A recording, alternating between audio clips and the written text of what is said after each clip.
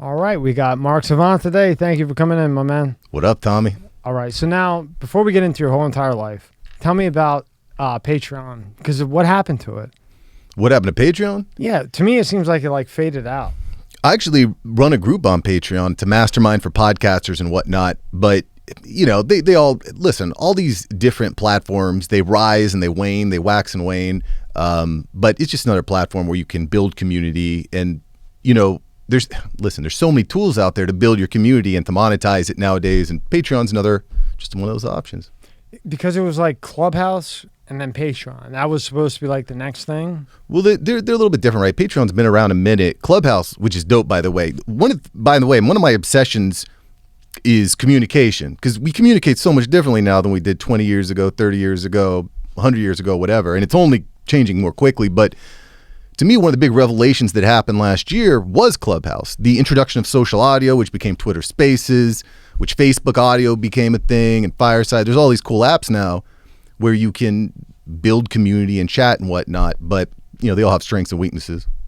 So what do you think was the weakness with Patreon? Because for a minute there, it was like everybody was talking about Patreon. And then it went to Clubhouse or vice versa. And then it went to whatever Rogan was putting out. The one, what the hell was that called? I forget what it was called. But it was Locals, maybe. Locals, another one. One of the problems that Patreon had, and one of the weaknesses with Web 2, which I don't know if we're going to get into Web 2 and Web 3 and all that. I know absolutely nothing about it. So yeah. Well, one of the problems with Web 2 is you've got all these centralized platforms, right? You got Instagram, your Facebook, okay, so YouTube, Mark, Twitter. From the base, explain to me Web 2. So Web 2 pops up. What is it? How does it work? I mean, you're talking to like an animal, and you has no idea. So Web 2 is the way the internet works now, and it's basically social media, right? It's a public conversation place. You go to Facebook, you go to Instagram, you go to your TikTok.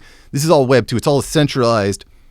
It's all these different centralized web places. And, we were around when the internet first started, right? And you have to go in your dial-up. It's like, and you get in, right. And there's like 2 websites maybe, and you have to find them, and you don't know the HTTPS and all that.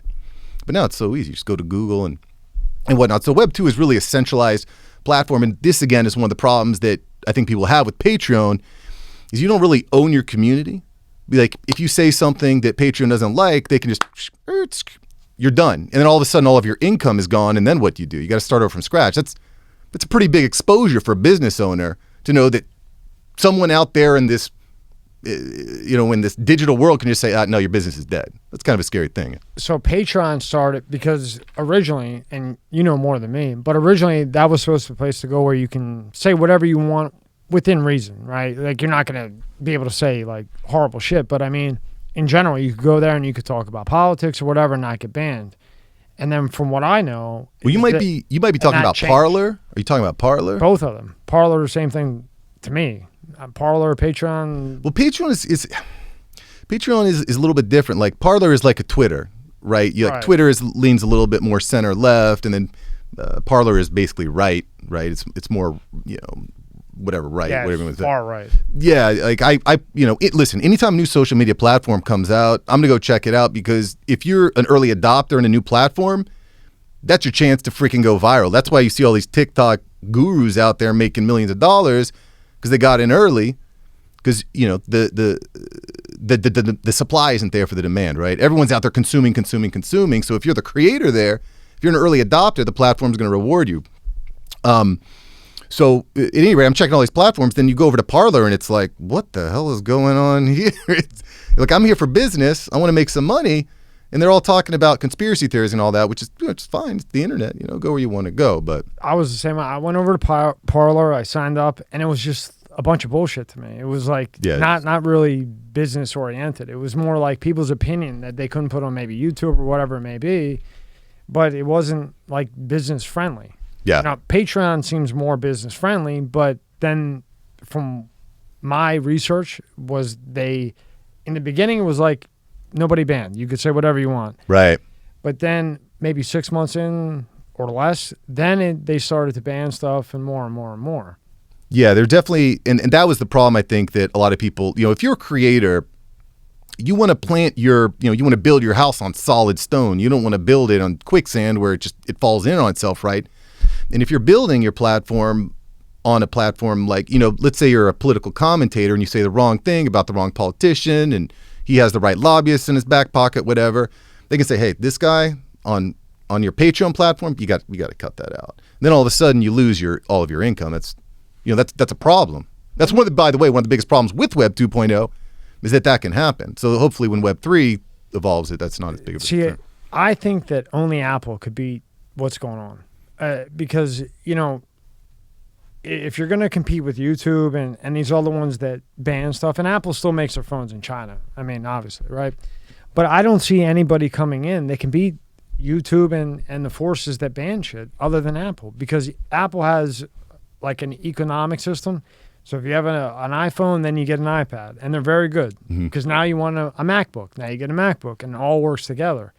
So I don't see anybody other than them that could possibly compete with what they would be up against. To you? I mean, there's definitely something that can, right? That's just one of the beauties of capitalism, where if you have a better product or better placement, you have a better story, you have better narrative, like you never know what can happen, right? Who would have seen Amazon happening 25 years ago, Like which would have bought the stock back then. Bro, 25 years ago, if you told me I'd buy pants online, I told you were crazy. Me and you both. I'd be like, what? I'm going to buy pants online? Now people are buying freaking houses and they're buying everything online. People put their life savings online, So it's just wild what happens. One of the platforms I've been kind of watching and playing with is a platform called Rumble, which is a competitor to YouTube, which is coming up. They just got capital funding. So, I'm watching them. I'm posting there. I don't know if it's going to do anything. It kind of has that same problem as Parler, is it's not, if you're posting business stuff, you don't get a lot of hits. I focus more on, side hustling, building side income, stuff like that. But it's still very, very political, which, that just kills everything. Yeah, yeah.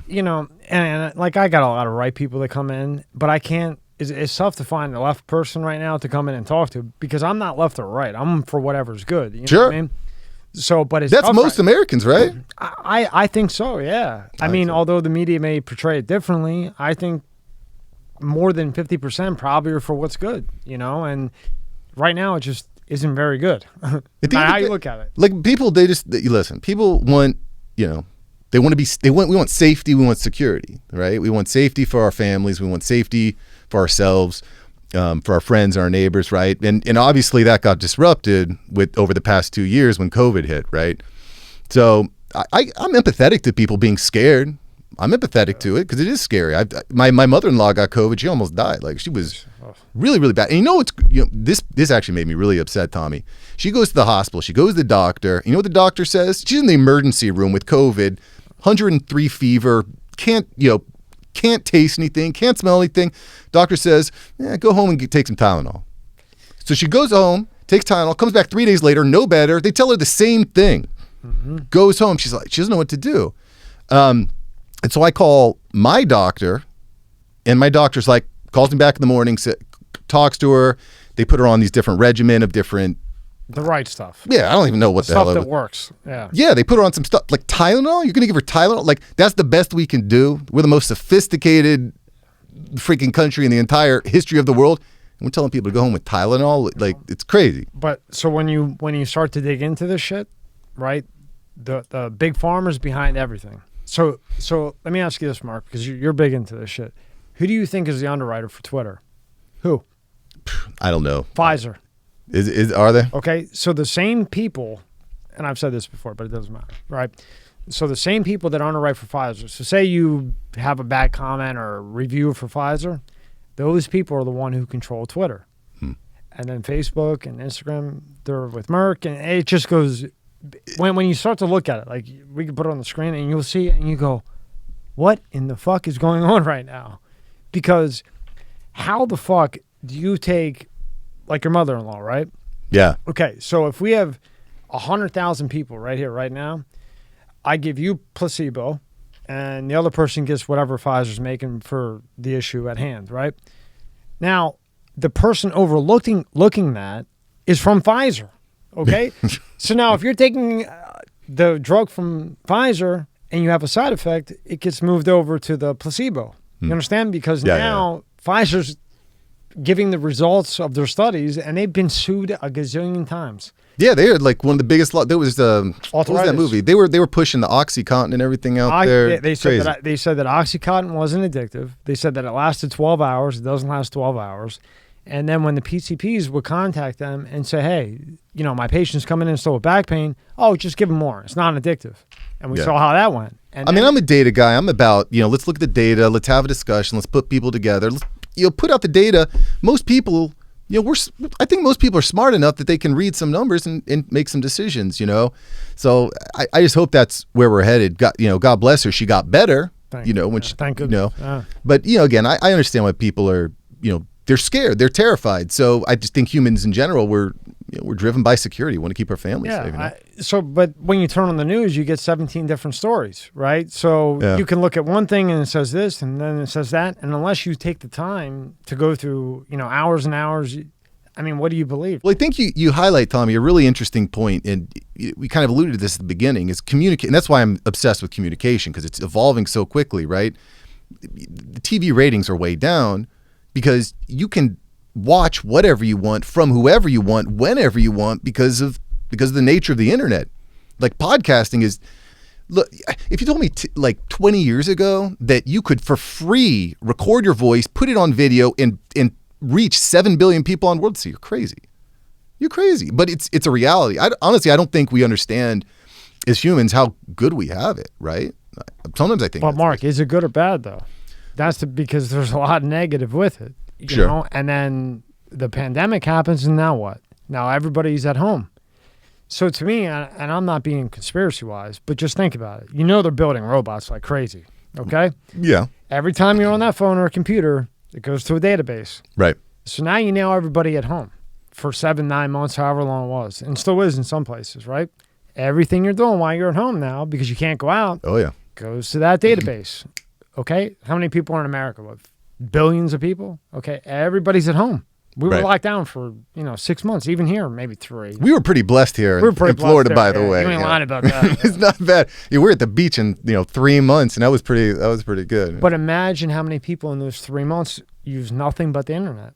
Oh, that all went to the database. And now Elon Musk, he introduced his new car, and he's got a robot dancing, and you would think it was a person, and it's a fucking robot. Yeah. See that? With the white shit on it? I mean... Yeah, it's wild. He's rocking and rolling. And the metaverse is crazy too, man. The way that's changing everything, that just takes it all to the next level, right? Right. So what if I say to you, Mark, what is the metaverse? What would you say? Well, I'm still trying to wrap my fucking head around it. I mean, so it's basically a building block of Web3. And, Web3 is, again, it's a decentralized internet, right? So it's not just one place you go to. There's not one. It's like social media is pretty centralized. There's 10 different websites you maybe go to nowadays. So Web3 is decentralized. It's built on blockchains, which gets a little bit complicated, right? All the coders out there can probably explain that better than I can in the comments, right? But it's built on blockchains, and it's decentralized. It's trustless. You don't need to trust who's doing what because everything is decentralized. There's a consensus, almost like a democracy in a way, democratic consensus. But anyway, what the metaverse is basically what we already see. Like if you ever played a video game like GTA, World of Warcraft, whatever. Those are kind of like metaverses. Really? But they're become more and more integrated into what we do, and they're built on blockchains, right? But I think the one that's got the most, and there's going to be a bunch of metaverses, by the way. The big ones now are like Sandbox, Decentraland, and the whole crypto gaming is blowing up. I'm just dropping a bunch of different vocabulary words here. But I still don't Ben, do you understand what the hell it is? I can't fathom the metaverse thing. Is everyone tries to explain it to me, but I still just can't get a grip on the basis of it, right? I think that the key here thing is that we're going to spend more and more time in the digital world, right? We already spend on average 100 days on our smartphones every year. You're spending 100 days, so 1/3 of your time is on your smartphone. It's going to be more and more integrated. It's going to be more and more real. What we're doing right now. In 5 years, we might not even meet in person. You might just put on your metaverse virtual reality goggles, and it feels like you're freaking there. You're right there with anyone worldwide, right? So there's going to be multiple. I hate to use the word multiverse, but you've seen the Avengers, right? Yeah. And you've got all these different multiverses. Yeah. But it's kind of similar to that. There's all these different universes that people spend their time in. You can own land in these virtual worlds. You can Mark, own, you're gonna fucking die, right? So I can't remember who it was, but someone came in and we went to Earth.co, right? Okay. Now I'm thinking this is real fucking property. Okay, so Right. we're looking it up. Okay, I could buy a little piece in China and shit. Then I go home, a couple of days later, I go back to Earth.co because I'm checking it out. I'm like, well, I can invest, right? And I figure out that it's all virtual. It's not even Yeah. fucking real, right? And I'm sitting here like a moron, and actually I'm like, I just shit. bought Beijing. yeah, I'm like, oh, well, I can get that sandwich shop there and fucking wherever, you know what I Give mean? some espadas. And then I realize after I make myself look like an asshole that it's all fucking fugazi. It's all bullshit. But it's not. Like, what's real, right? It's digital. But I don't trust it because you can't control crypto. I've never seen anything in my life like this, and Yeah. I've went a lot of different directions in my life, and I know the IRS very well. Yeah. I've had no problems with them, but I've had a run-in.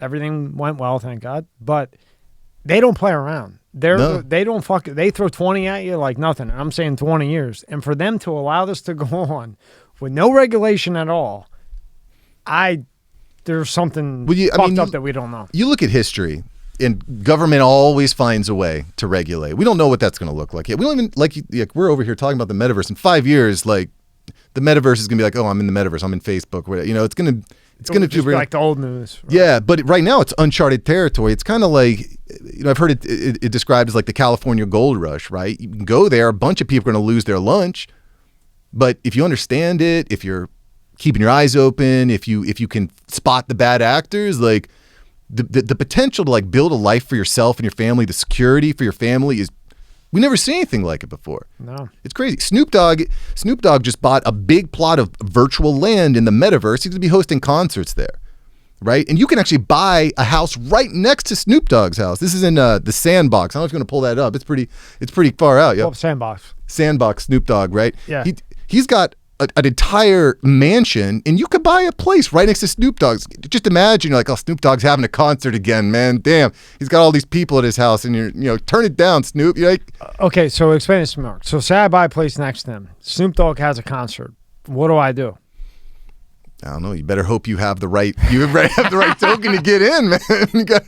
You be peering over the fence and stuff, right? It's just far out. It's far out. And so this Sandbox is like one of the biggest metaverses now. And now explain this to me. It says Wave 1, just for those who are listening, launching December 2nd, starting time, the whole TikTok thing. So not TikTok, but like timer.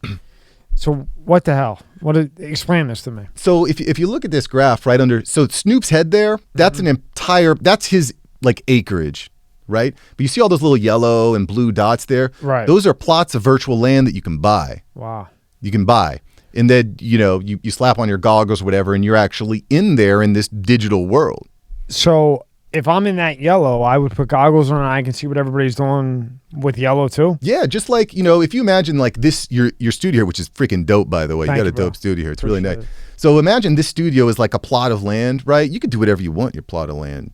You decide to make a dope studio, you can do whatever you want, right? But I could open up the window or whatever, and I could look across the street and I can check out the beach or whatever's out there. So there's also physics, right? I can't just go out and start flying. There's actual physics built into these metaverses too. So, depending on the metaverse, depending on, what's popular, things become relevant, right? Imagine you've got like a sandwich shop or an interesting place right next to Snoop's. Attention is the currency, I see. So if see, that makes sense, right? You see that, Ben? See, that makes sense. So you would buy a place next to Snoop to get the traction, basically. Right. And then if you go there physically and open up a shop, people that are into this metaverse thing and everything else, oh, wow. Mark has a sandwich shop next to Snoop, right? Right. And then you automatically would pretty much get traction from that. Right. Or maybe you sell shirts or hats or crazy shoes or whatever. It's so a lot of the same principles that apply to regular humans, like I want to have a nice watch, I want the nice shoes, right? It still applies in this digital world too, because you're going to want to impress your friends. You explained it the best that I've heard. Hey, all right. I mean, right? He simplified it very good. And have one more question. So basically, what you're explaining to us is the fact that the metaverse is like a real world, just in a virtual way that you invest in to Yeah. make money. So Yeah. basically, it's just a fake world that you're living a real life world, basically. Yeah, and again, there's different metaverses though. So here's the game. There could, in a few years, there could be 10,000 metaverses. The question is, which metaverses are people actually going to be in? What are they going to care about? So you could buy a great plot of land, but if nobody's there, then you don't have the attention, so you don't have any of the, the provenance, you don't have any of the cash, right? So the game right now is everyone's trying to pick which metaverse they're going to be in, what land in which metaverse is going to be valuable. So it's like I said, it's these are very risky things, but if you understand some of these concepts, you know what to look out for, you can find these diamonds in the rough, Would you say that it's like an in and out thing? Like you get in, you follow it, you track it, you don't leave the house, hard for people to do. That's why they like TikTok, because it's 30 seconds or 90 seconds or whatever it may be. But if you do your research, you'll realize, okay, you get in, you buy, you get out as fast as you can.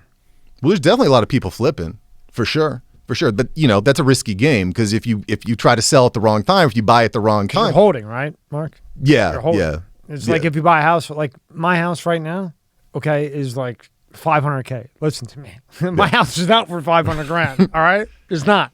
Sure, yeah. But right now, that's what it lists out on Zillow, and my concern with everything actually is this bubble has to pop. Maybe, but real estate, like, there's people moving to South Florida like in droves, bro. It's crazy down They're here. Coming like fucking Mack trucks.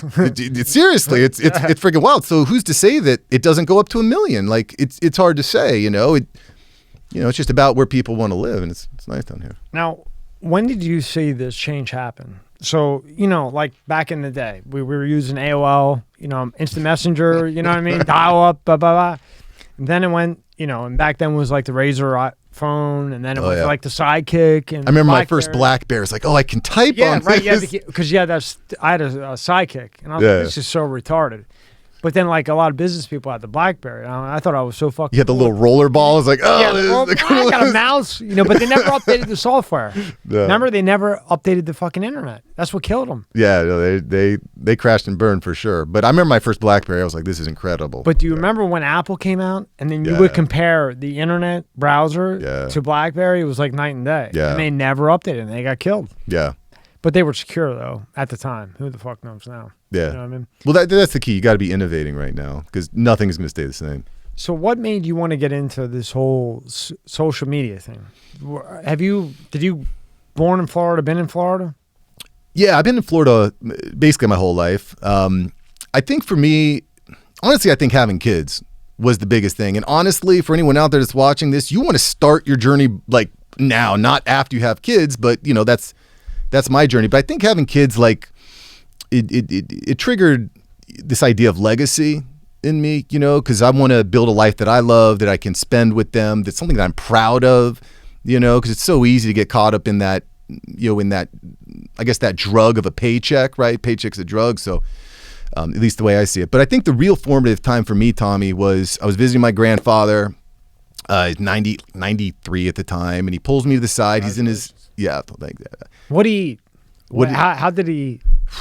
I don't know, but I remember studied this shit, so I'm curious. Did he eat the same? Did he have the same routine all the time? I couldn't tell you, but I do remember vividly that he had several citrus trees in his yard, right, and some pineapples and stuff. So we'd go and we'd squeeze fresh orange juice, fresh grapefruit. He'd eat grapefruit in the morning. But he pulls me to the side while my wife and the kids are playing and whatnot, and he pulls out this old leathery book and he starts flipping through the pages, and there's these newspaper clippings. There's photos, there's all the girls he dated, like places he coached, where he went to, like all this stuff. And I had this aha moment where one day I'm gonna be doing this with my grandkids, right? And what do I want my book to look like? And so that kind of started me down this rabbit hole of trying different businesses, starting different side hustles.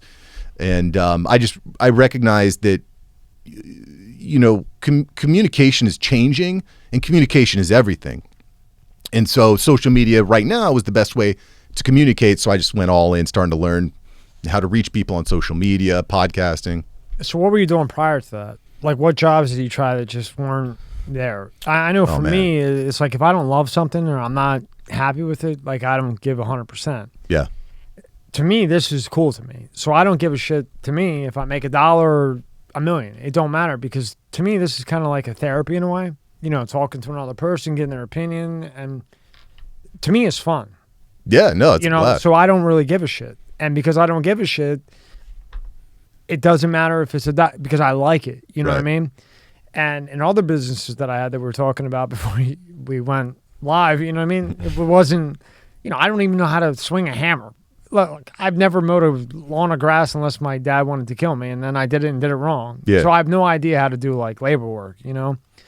But within this, like this is my area, right? And I learn all kinds of shit from people like you that I would never even have a clue about. Yeah.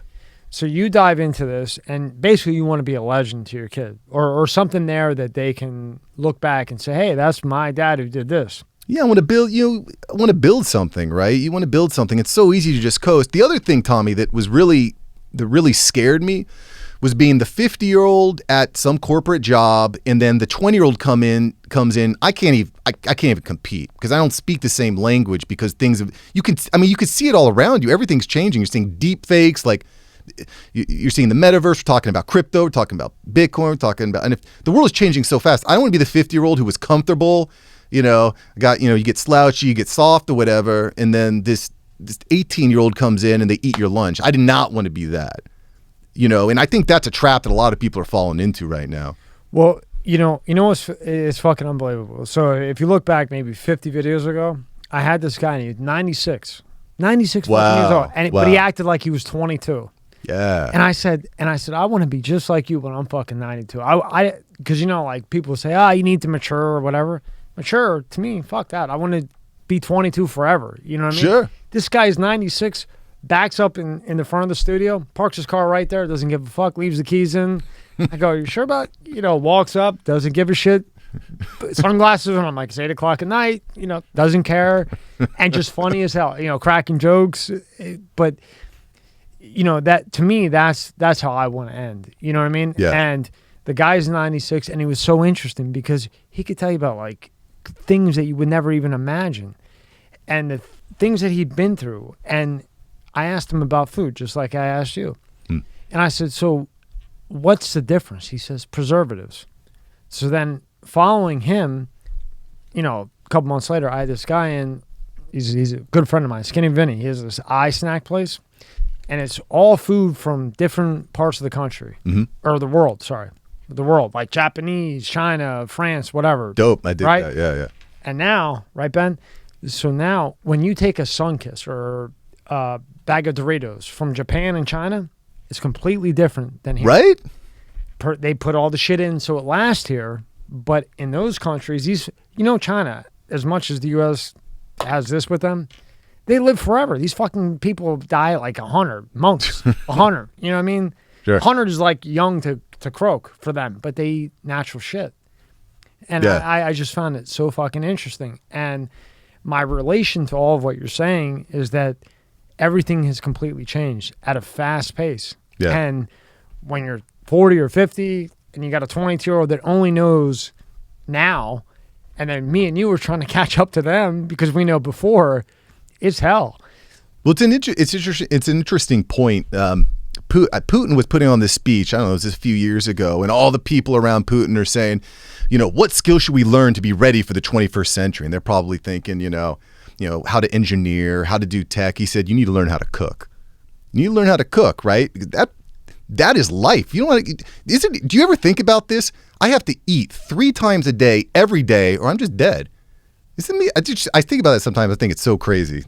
Yeah, and I saw him say that, and I was like, I actually like the guy, but he's not the type of guy that's going to deal with a weak person. No, you know? Ain't that. And in the other realm, in my belief, and again, I don't care if it's left or right, he was not weak. He went to King Jong-un or whatever, called him Rocket Man, and met him with no fucking security. You know what I mean? Yeah. I mean, you got to have balls for that. I wouldn't do that. Fuck that. Yeah, I'm staying the fuck home. He told Secret Service, no, I want to talk to him one-on-one after you call a guy that has the capabilities of doing this. Yeah, man. And he says, no, I want to talk to him one-on-one. But you know what he got? Respect from the fucking world. Because he said what he had to say and walked in with some balls. And the other country was like, oh, I don't know if we want to fuck with him because he will hit the button. Right. Know? But now... It's like that crazy kid in gym class where everyone knows, like, we just don't mess. Listen, Steve over there, like, that's the other thing I talk to my kids about, right? Like, my girl was being, like, bullied by this kid at school. She's 5, so I don't know. What is with this bullying shit? Jesus Christ. She's being bullied a little bit. I'm like, listen, if someone's bothering you, you show them once that you're not the one to be messed with, because the bully just wants to pick on the weak kid. Right. If you're not the weakest kid in the class, you're good. Hit him. Yeah, give him a good punch. Couple good punches. Even if you lose the fight, they're not going to mess with you the next day. It don't matter. You put your hands up and you stood up to whoever, right? Right. So you put your hands up, you hit them, they hit you. It doesn't matter if you lose. You stuck up for yourself, and now the next person that comes along, I don't know if I want that hit from her or him. You know what I mean? I just hope I don't get a call from the principal saying your daughter's punching kids in class. I don't believe you. I think you want that call. Yeah, kind of. My wife's a teacher, though. Oh, your wife's killing you. That's one of those conversations you have in private, and you say, oh, no, she shouldn't have done that, Miss Savant. She shouldn't have done it. Yeah, you give him a little, nudge on the... You want some candy? What do you want? Ice cream? Right? I know. I can see it in you. That's a proud father, man. It's a proud father when your kid stands up, Fuck yeah, because you let down, people will just walk over you forever. For sure. Now, what do you think about all this bullying shit, trophy shit, everything? How do you deal with that? I got a 1-year-old. He don't have any kids yet, but he's going to. So you got a 2.5 and a 5, right? Yeah, 5.5, 2.5, yeah. How is this whole different shit? I never heard of bullying when I was growing up. There was no bullying when you grew up? You weren't like having scrums in the... Christ, my grandfather pulled his belt off if I didn't open the woman for a woman. If I didn't open the door for a woman, my grandfather would whoop my ass. Right. And to this day, if I see a girl... Yeah. Do you know how hard it is to get my kids to say please? Like, there's a lot of parents that don't teach their kids how to say please, because if you don't teach them, they ain't going to do it, right? I don't know. I definitely think there's something about respecting others, respecting your elders, respect is, I could probably go on and on about respect. No, but it's right there, and you should say it, because that's what I was taught. If a person older than me is talking to me, you don't interrupt them. And if I did, which I did, I got my ass kicked because they're older than you. So who am I to interrupt an older person? Nowadays, you can't do it because they say it's bullying or abuse or whatever the hell. But had I not got my ass kicked when I got home, would I open the door every day for a woman? Would I respect people that are older than me? No. And now what are you going to do? Give them an iPad? Right. That's the other thing that drives me crazy, man. And listen, I'm empathetic. Like, there's times where, of course. you're at a dinner, you're at, a couple's date or whatever. You got to pay them off somehow. Yeah, give them an iPad for a few minutes. It's not going to kill them, right? Like, I wish I don't know if you remember this, but car drives with your parents, long, boring, the music was not good. You're watching cows in the field. Like, I could have used a freaking iPad. Yeah, right then, you're in the middle of nowhere. And you're like, where the hell are we going? We're going to some park. Yeah. And when you're a kid, your attention span is like TikTok. 90 seconds, and you're like, over there? Dude, I've heard that. But I also think, too, that, some people give this technology a bad rap, right? Because I think it's good that your kids are learning this technology because it's going to be in their life every day, all day, for the rest of the time, right? So I try to find that balance, right, of saying, hey, we need to teach you how to keep attention and how to just be, like, in a quiet place, just to be... like kind of be centered in yourself and just to kind of be bored. I think there's value in being bored.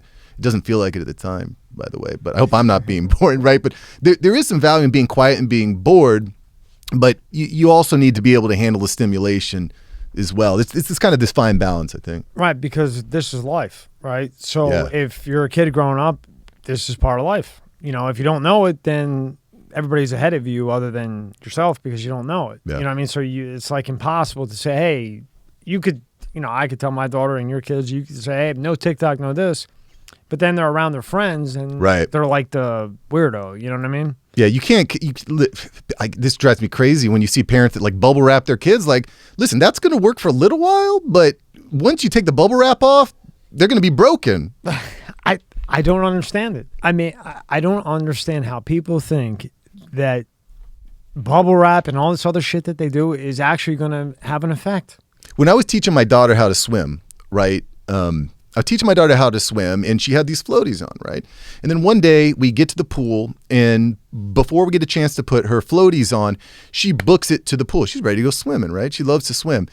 So I'm already in the pool. I'm kind of she jumps in. She doesn't know how to swim yet, and she sinks like a rock. So I give her a 1 Mississippi, 2 Mississippi, and then I pull her up because I want her to know, like, listen, if you jump in the pool and you're not ready, you're gonna drown. This is what it feels like. You know what she never did again? Never jumped in the pool. Hell no. But if you hadn't done that, she would have. Maybe. And God knows what would have happened. Maybe. That's one of the leading causes of death in kids is drowning, right? And especially down here in Florida, but there's lakes everywhere. And that's a bad way to go. Yeah, no kidding. Oh, the worst way, dude, we were at the Murakami. I don't know if you've been to the Murakami. It's in Boca. It's this like Japanese garden. It's really beautiful. It's really nice. Great date place too, by the way. Really great date place. But so we're at the Murakami.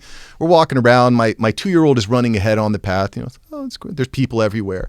And we turn the corner, and there's like an 8-foot alligator sitting on the bank, just sitting right there. I was like, "Oh, what?" I grabbed my kids. I'm like, "Yo, look at that!" 'Cause I love alligators; they're awesome. But you got to respect an alligator because it'll, especially a 2-year-old that weighs 40 pounds. That's like an appetizer. Oh yeah, forget about it. And then what are you going to do? So anyway, that's a Florida dad type of problem right there.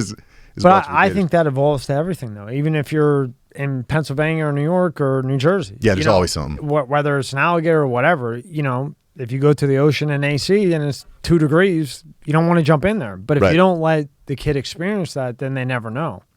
And I feel like all this like control and you can't do this, you can't do that. What's going to happen with this generation? And then you have this generation here that knows this bullshit, right? And you got AI right behind it. Yeah, man. A gazillion %. So now what happens when AI evolves and they become almost human-like? And you have your kid or kids, they grow up now, they're 21, 30, and they're babied all their life because you can't tell them what to do. Otherwise, you'll possibly get arrested or, you know, children, whatever it may be, right? What happens when AI comes along when it's all the way there, which is very close? Yeah. Well, definitely your computer, your smartphone is going to know your kids better than you do because it knows every time they click. And that's the other thing that's scary, especially me having a 5.5-year-old girl. Like, you know, I'm a guy. dad. One thing I know how guys think. I know how you think, by the way. I know how the guys think, right? And, you know, I don't want my daughter growing up, you know, totally naive to that, right? So it's this balance of I got to let my kids scrape their knee and make good decisions. I think that's our goal as dads, is to help your kids actually make good decisions. They're going to mess up. They're going to screw up, right? And that's cool. You just want to make sure they don't screw up so big that their whole life falls apart, right? Or they get kidnapped and taken to Bolivia or something crazy like that, right? That's not like out of the normal. You know what I mean? Because if you don't do what you just said, then what happens is the kid, it constantly needs security, right? So you got to be tough early on. Yeah.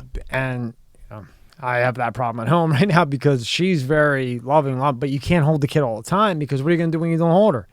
Now what happens? You walk away, screams and cries. Yeah. And what are you going to say? You're never going to get a smartphone? Like eventually they're going to get a smartphone. Right. They're going to get it on their own either way. Right. Or they're going to have glasses that are a smartphone. But right? like you said, you do it in moderation. Like here you go. You hold the kid in moderation. You can't do it 24/7 because she looks cute or this time is going to end that you have with them. Because if you do that, and I think a lot of people don't understand. If you were ever a man and a pig, you pry on the woman that needs security because they'll fuck you.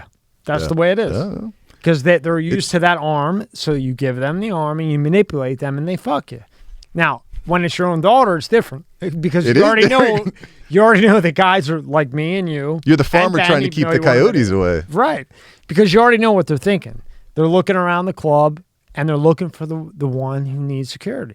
You know what I mean? Or daddy issues was a big thing. And if they have that, I mean, fuck, you just go up to them. Hey, can I buy you a drink? How you doing? Here you go. Here's $100, $300. Yeah. So you know you're fucking them. And then you dump them and leave them because you're on to the next one. But that girl is all fucked up because she wasn't, in my opinion, raised. I mean, that's not even as dark as it goes either. I'm not going to take this down gentle. that. But like, you know, you've got a lot of people out there who are grooming people online. You DM someone on Instagram like, hey, you look cute. I saw that your dad, you had a fight with your dad. He's a dick. I'll help it. I'll take care of you.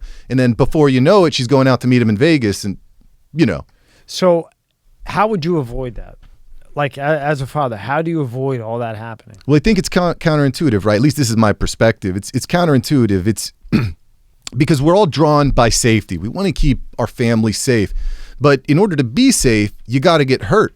you got to get hurt in moderation, I think, right? Because you could just be so naive to what the world actually is. I feel like a lot of people are naive to what the world is really is. We're trying to redefine what the world is, right? In some places, okay, we can work on that. But in other places, like, there's certain physics that are involved. There's certain physiological things that are involved. But my opinion, you got to let them get hurt, but you also got to lead by example. There's a lot of people out there that would be like, no, you can't drink soda. No, you can't eat candy. And then you go and you eat candy and drink soda right in front of them. And how are you going to build trust that way?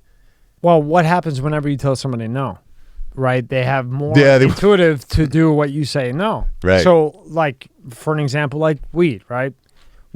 I don't know how you feel, but I'd rather my daughter come to me and say, hey, Dad, I want to smoke weed with you. Okay, no problem. Now I know because it's clean and there's not like laced with something. Laced with some I was shit. at Sunfest a few years ago, and I They're putting that fentanyl in everything. Sure. I mean, Xanax, fucking everything. So I'd rather my daughter come to me and say, hey, Dad, I got this, and be comfortable and not be worried about getting yelled at, because she's going to do it anyway, right? Yeah.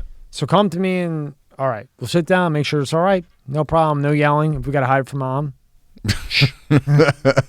But, you rather do that with your daughter so they can... You want your kid to trust. Right. And then they can come to you if they have a problem and you can help them fix it the correct way rather than don't, because, Mark, they're going to do it anyway. Right. But at least, that's the big thing, I think, is trying to keep that trust as long as you can. Because I remember me as a 15-year-old, who'd you listen to? Nobody. I was not listening. So you got your ass kicked. Yeah. I was not listening. But I also, I love my parents. I think they did a great job. At least I think they did. But, they didn't totally bubble wrap me, but I felt like I was not ready for a lot of the way that people really are and can be. My mother babied me like you wouldn't believe. I mean, she'd yell all the time, but I was very baby. So then when I left the womb, per se, it was like, what the fuck? Like, snakes are everywhere. Yeah, man, that's the world. Unbelievable. Very true. And to put input on the whole daughter thing, when it comes to that, now I'm 21, right? Now I'll give you a prime example of what I think is too many girls today don't have that. They don't expect the respect. They dig almost, you want to say, not even the bad. Disrespect. They want to be They want to be disrespected. Now, me as a 21-year-old, I've always looked up to the older people. I've always talked to older people because older people have experience. They have knowledge. Yeah. Younger people look at trends. I don't look at trends. I look at the people who have been there and experienced the world because that's who you're going to learn the best from. And I think personally, I'm 21. I'm not going to have kids anytime soon, but if I were to have kids... After hearing us, you have 40. So I would teach the younger generation to respect not just women, because that's important to me. Like, if you take a girl on a date, you open a door for her, you pay for your dinner. It's just little things like that, and you respect the parents. Now, how many kids nowadays go up to that front door and knock on the door and meet the parents before they take them out? Not a lot. Probably 10%, right, Mark? Yeah, I wouldn't think it's that many. Now, when we were growing up, you better knock on that door and meet the father. That's what I'm saying. Yeah. But I also think, there's this kind of this like stereotype that the dad has to be like, who are you? What are you about? And I think you need to do that. But you also, I think, I don't know. I think it's being open, building trust with your daughter, although I don't know how much I'm going to trust that little bastard. You can't trust him. But once they get out there, guys like me and you when we were younger, no, they're too good. They're too fucking good. All you can do is hope that you have that trust, like you said, and then talk to them, But what's funny is that it's unbelievable, looking back in time, is that these women, even if they were raised good, once they get out there, if they don't got trust, I mean, it's just crazy. Yeah, or if they haven't been exposed to everything. Like how many? Remember Girls Gone Wild? Yeah, right. Girls Gone Wild because you're at college. Dad, the parents are way, go nuts. That fucker sold that for $2 billion. I think he got 2.6 billion. I think Universal bought it. Whoa! Remember Girls Gone Wild? You don't hear that's not around anymore. What's up with that IP? I think a lot of times these companies buy them. Like they'll buy like Girls Gone Wild or whatever else, so that whatever share they have in whatever else that you don't know that's like layer. Like Universal is somewhere somehow involved with whoever that they just bought out, but they don't do anything with the buyout because they want their primary with no residuals to succeed. Yeah.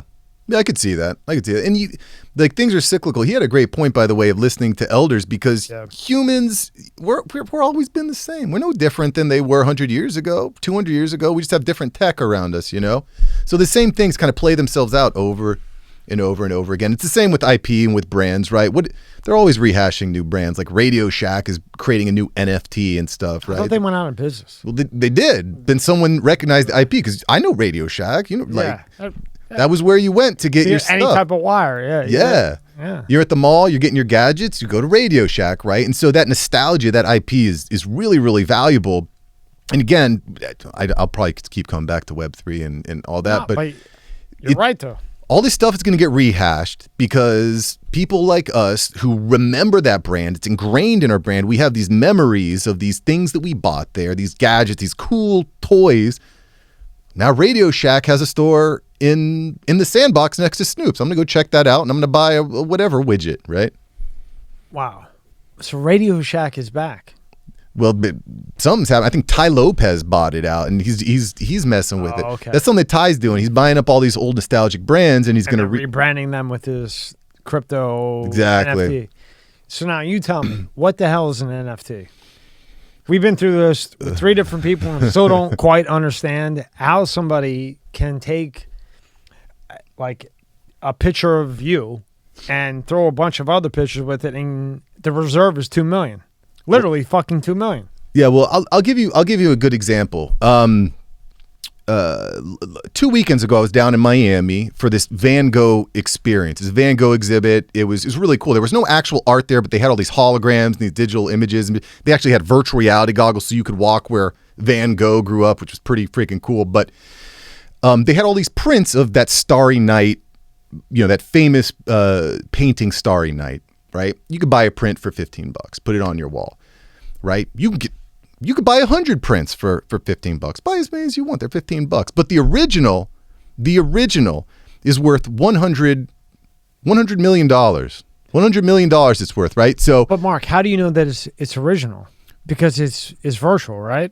Well, that's the key here, right? And I'm not a coder by any stretch of the imagination, but an NFT stands for non-fungible token, right? And it's stamped. Like, again, we kind of talked about this at the beginning. One of the key concepts of this new world, this Web3 world, is it's fully transparent. Everything is open source. Everything is out there, right?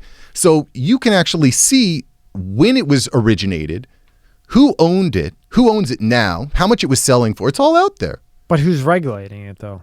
Well, we don't know yet. It's like the Wild West, dude. So doesn't that concern you? There's a lot of concerns. So, for instance, like the Rogan I have here, right? That's one of 100. They Sure. only made 100. They'll never make it again. It took me forever to get this little fucker because I copied off Rogan 100%. So that, in a sense, if I took a picture of that, could I make that an NFT? I mean, you can make anything an NFT. Mark Cuban made one of his tweets an NFT. Like, there's memes that are being made into NFTs. You can make anything into an NFT. You know what I saw that blew my fucking mind? This girl was farting into a jar or some shit. And this broad made fucking millions of dollars off a fart. Well, listen. I could fart. There's a lot of scams out there, right? Tons of scams, and that's the problem. Like, you hear Gary Vaynerchuk talk about this. Almost every single NFT that's out there is just going to go to zero. It's going to go to zero. But a few of them are going to hold their value based on utility, based on the community. Like, I'll give you give me an example of something that's like good in your opinion. Of a good NFT, in my opinion. Well, I love what Gary Vaynerchuk is building with his VFriends. Like, so for example, if you own a VFriend NFT, it's public, it's transparent, everyone can see that you've got it, it's provable, right? So if you've got a VFriend NFT, you can go to his conference, VCon, for the next 3 years. It's your ticket, it's your pass in. You show your NFT, I actually don't know exactly how you would show it, but that's your access.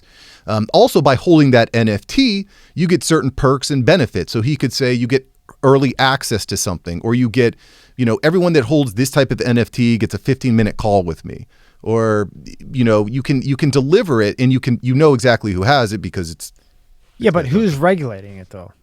Nobody, right? I mean, who's controlling? There's no I mean, correct me if I'm wrong, but I don't see any type of regulation at all. Well, I mean, not that we want government to regulate it, but it's odd to me that Bitcoin has gone on this fucking long. I say this to everybody that is into this shit. I've never seen the IRS not step in. So in my opinion, and this is a conspiracy because I don't know, but the only way possible that Bitcoin and Ethereum and all this other shit is still around is somewhere, somehow, the government is involved somewhere. Because I don't understand how they would let this go this long without hellish regulating it, because you got billions of dollars in this shit. Trillion. There's like a trillion market cap. Okay, even more. Yeah. So when have you ever seen the government not step in when there's $1 trillion? Well, they will. And there's a lot of centralized marketplaces. Do you think that they already have and we just don't know it? I think it's certainly plausible. When you we talked about this before we started recording. You follow the money. Follow the money, right? If you're talking $1.2 trillion market cap, like, please believe they're finding ways to get a piece of that. But there's right now the main place that people are actually buying the cryptocurrency, like your Bitcoin, your Ethereum, your Solana, whatever, is on a centralized exchange. You're going to like Coinbase or Crypto.com, or you've got your Chase, your Chase crypto card or whatever. I mean, those are centralized. That drives me nuts because Chase used to cancel your account if you bought Bitcoin. Like, Did they? Yeah. Oh my God. Yeah. I mean, I didn't buy much, but they closed my account because I bought Bitcoin, and now they're in cahoots with them. Oh yeah. Yeah, if you can't beat them, join them. No, it's definitely happening. But that's one of the cool things, I think, because you could definitely see how the government's regulating the U.S. dollar. 33% of every U.S. dollar was printed in the last 2 years. That's a fucking shit ton. That's crazy. But I mean, how do you deal with that, Mark? Because you buy Bitcoin. You buy Bitcoin. This is not financial advice. I'm not a financial advisor. This is for entertainment purposes only. Make sure you put that in there. But what do you think of that? I mean, that's a fucking real scary thing. 33%. It's a new frontier, man. You got to hedge. Well, that's I why thought they were like 17%. Damn. Well, that's why you see, tradables.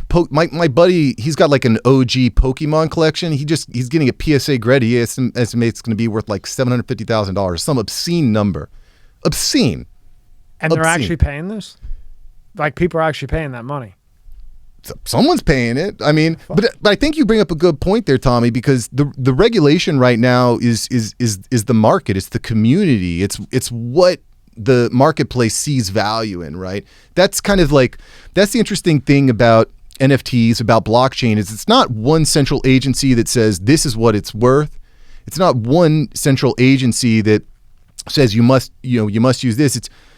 It's the millions of people that are either mining it or showing the proof of stake, or we get super technical, but it's all the community that verifies and validates that the information is correct, right? So when I started really digging into this, Sebastian somebody had invented Coinbase. So Sebastian, you remember his name? Sebastian Ben? Was Sebastian somebody. He was in Japan. That's who invented it. Oh, Takashi. Yeah. It's almost Italian. Which is a pen name. Nobody actually knows who this person is. Right. Nobody knows who he is. No, Satoshi. It's Satoshi Nakamoto. That's it. You're absolutely 1,000% right. Satoshi Nakamoto. How you say it? Satoshi Nakamoto. Okay. You're way better of a radio voice than me. But I think from what I'm seeing, he invented it. But then I don't know who the hell bought it and who's regulating it now. So when you Google it, there's a whole Wikipedia. You can go on DuckDuckGo, Brave, whatever private browser you want. He was the one that invented it. But then after that, it's like blank. Yeah. Like where? So for me, I don't trust it for 2 seconds. Not because I could right now, like Bitcoin, last time I looked, I glanced once in a while, maybe 50 G's per. Yeah. Okay. When it was back in the day, my friend made $7 million on that shit. Yeah. He got it in like cents or whatever, and he quick sold it. Good move. But that's where the government's probably going to get you, though. They're going to get you on the capital gains. Like, you $7 million. Where the heck did this come from? They're going to, that's one way. And that's a great point, because maybe they're letting it go because somehow you got to transfer that to your bank account, right? Yeah. So once it goes in the bank account and you do your taxes, you're going to have to pay on the shit. Right. I still think they're involved, but 100%. It's just too much money for them not to be. There's some countries that are adopting Bitcoin as their official currency too. Really? Yeah. Yeah. El Salvador. Yeah, that's it. What's his name? Buco, whatever the guy who's trying to be president. a friend of mine's running against him, Glenn Parada. Kubu or whatever the fuck his name is. Sure. They're trying to make that whole country based on Bitcoin. Yeah. Yeah. Well, it's not the worst idea. I mean, it's not the worst idea. I'm not. Now, why do you think it's not the worst idea? I just think that crypto has so many benefits because you can't just print more bit. So one of the cool things about Bitcoin is there's a finite amount, right? You can never add more. Really? It's both a pro and a con of the Bitcoin blockchain, of the Bitcoin network. There's only so many, right? Hold on, Mark. When you say you can't add more, can you elaborate on that? Like, what do you mean you can't add more? Well, like you can always print another dollar. Okay. Right? But you can't print another Bitcoin. There's a finite amount. I actually don't know the exact amount, but there's only going to be so many, and then there can't be any more. There's certain cryptocurrencies like Ethereum. You could create tons of Ethereum. There's no stopping. But Bitcoin is interesting because there's a finite amount, which rarity can be a valuable thing too. Although it also could potentially cause problems with currency as well if you can't create more and adjust the financial markets and whatnot. So in a sense, Mark, Bitcoin is kind of regulated in a way, right? Because you have a limit. At least you got that in some way, shape, or form. Yeah. But I'm curious to know your opinion on why do you think Elon Musk decided to accept Doge or whatever, like douchebag, like Dogecoin? Why do you think he picked that? Elon's a funny character. He's a funny character. Like, I don't know if you saw that Rogan where he was on there and he like had the flamethrower and all that stuff. He's nuts. Well, he's he's eccentric, maybe is a good word. Yeah, and unique, and like guys like him, their IQ is so fucking high that they're odd to guys like me. I mean, he's not odd to me, or I don't know how you feel. Oh, you gotta love Elon because he's fucking out of his mind. He's coming, he's building these cars, he's going to Mars and all this other crazy shit, building tunnels, and then he's playing with a flame shooter. You know what I mean? They're shooting it in Rogan's fucking thing on the end.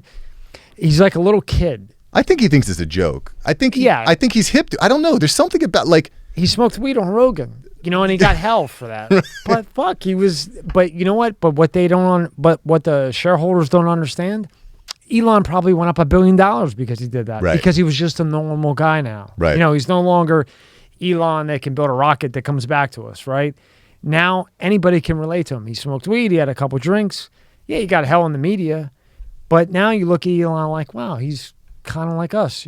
Just a little bit smarter. Well, I think a little, yeah. Or a lot smarter. I think one of the things that Elon understands, and that I think everyone right now needs to understand, is that your uniqueness is what makes you valuable. If you're trying to be milquetoast, the same as everyone else, like when I got into podcasting, I was listening to all these podcasts, I was reading all these blogs on how to do better interviews, right? And what you end up sounding like is everybody else. You sound like Tom Brokaw, like, welcome to the evening news. But Tom Brokaw made a fucking shit ton of money, bro. He did to his right. But like, what when you see someone really break out and really go viral, it's because there's something like interesting. There's something unique. Maybe they have an interesting haircut, or they talk a certain way, or they dress a certain way, right? It's that unique. They got the niche. Exactly. Like the one thing you cannot do is be forgotten. Like honestly, coming on the show, I almost thought about wearing something bizarre just so I wouldn't be forgettable. Yeah. You know what I'm saying? Thank you. Appreciate it. Yeah, I take it as a compliment. Yeah, I want to stand out. But and that's something I'm actually thinking about this year is like, what can I do to make me more unique, to make me different? Because if people remember, being remembered that's the thing.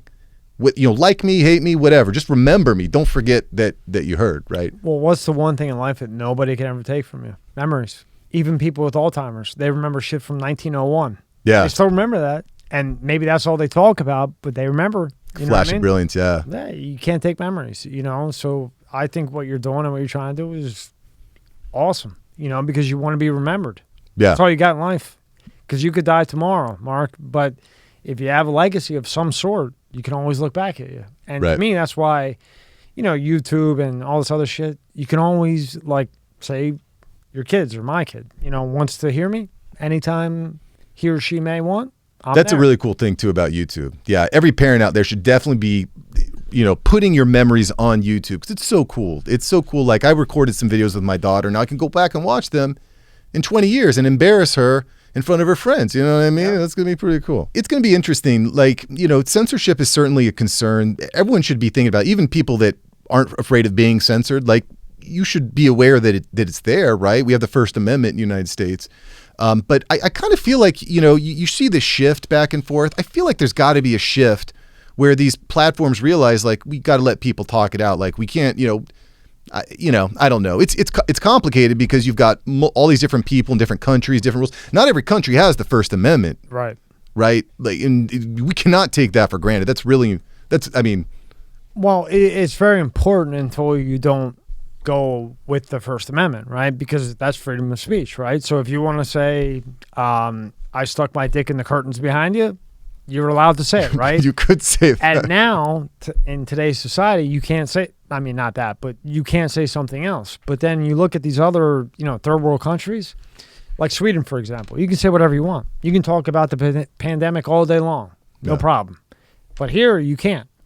So as I was reverting to earlier, is that the government is so behind this shit because nobody has the capital or the money to control a massive company. And that goes even to Amazon. If you look on Amazon, like things that used to be there that you search for, certain things aren't. They're in cahoots with Apple. So Right. like let's say you type in iPhone 13, okay? It's through Apple, where a year ago you could buy a used one off of Amazon, right?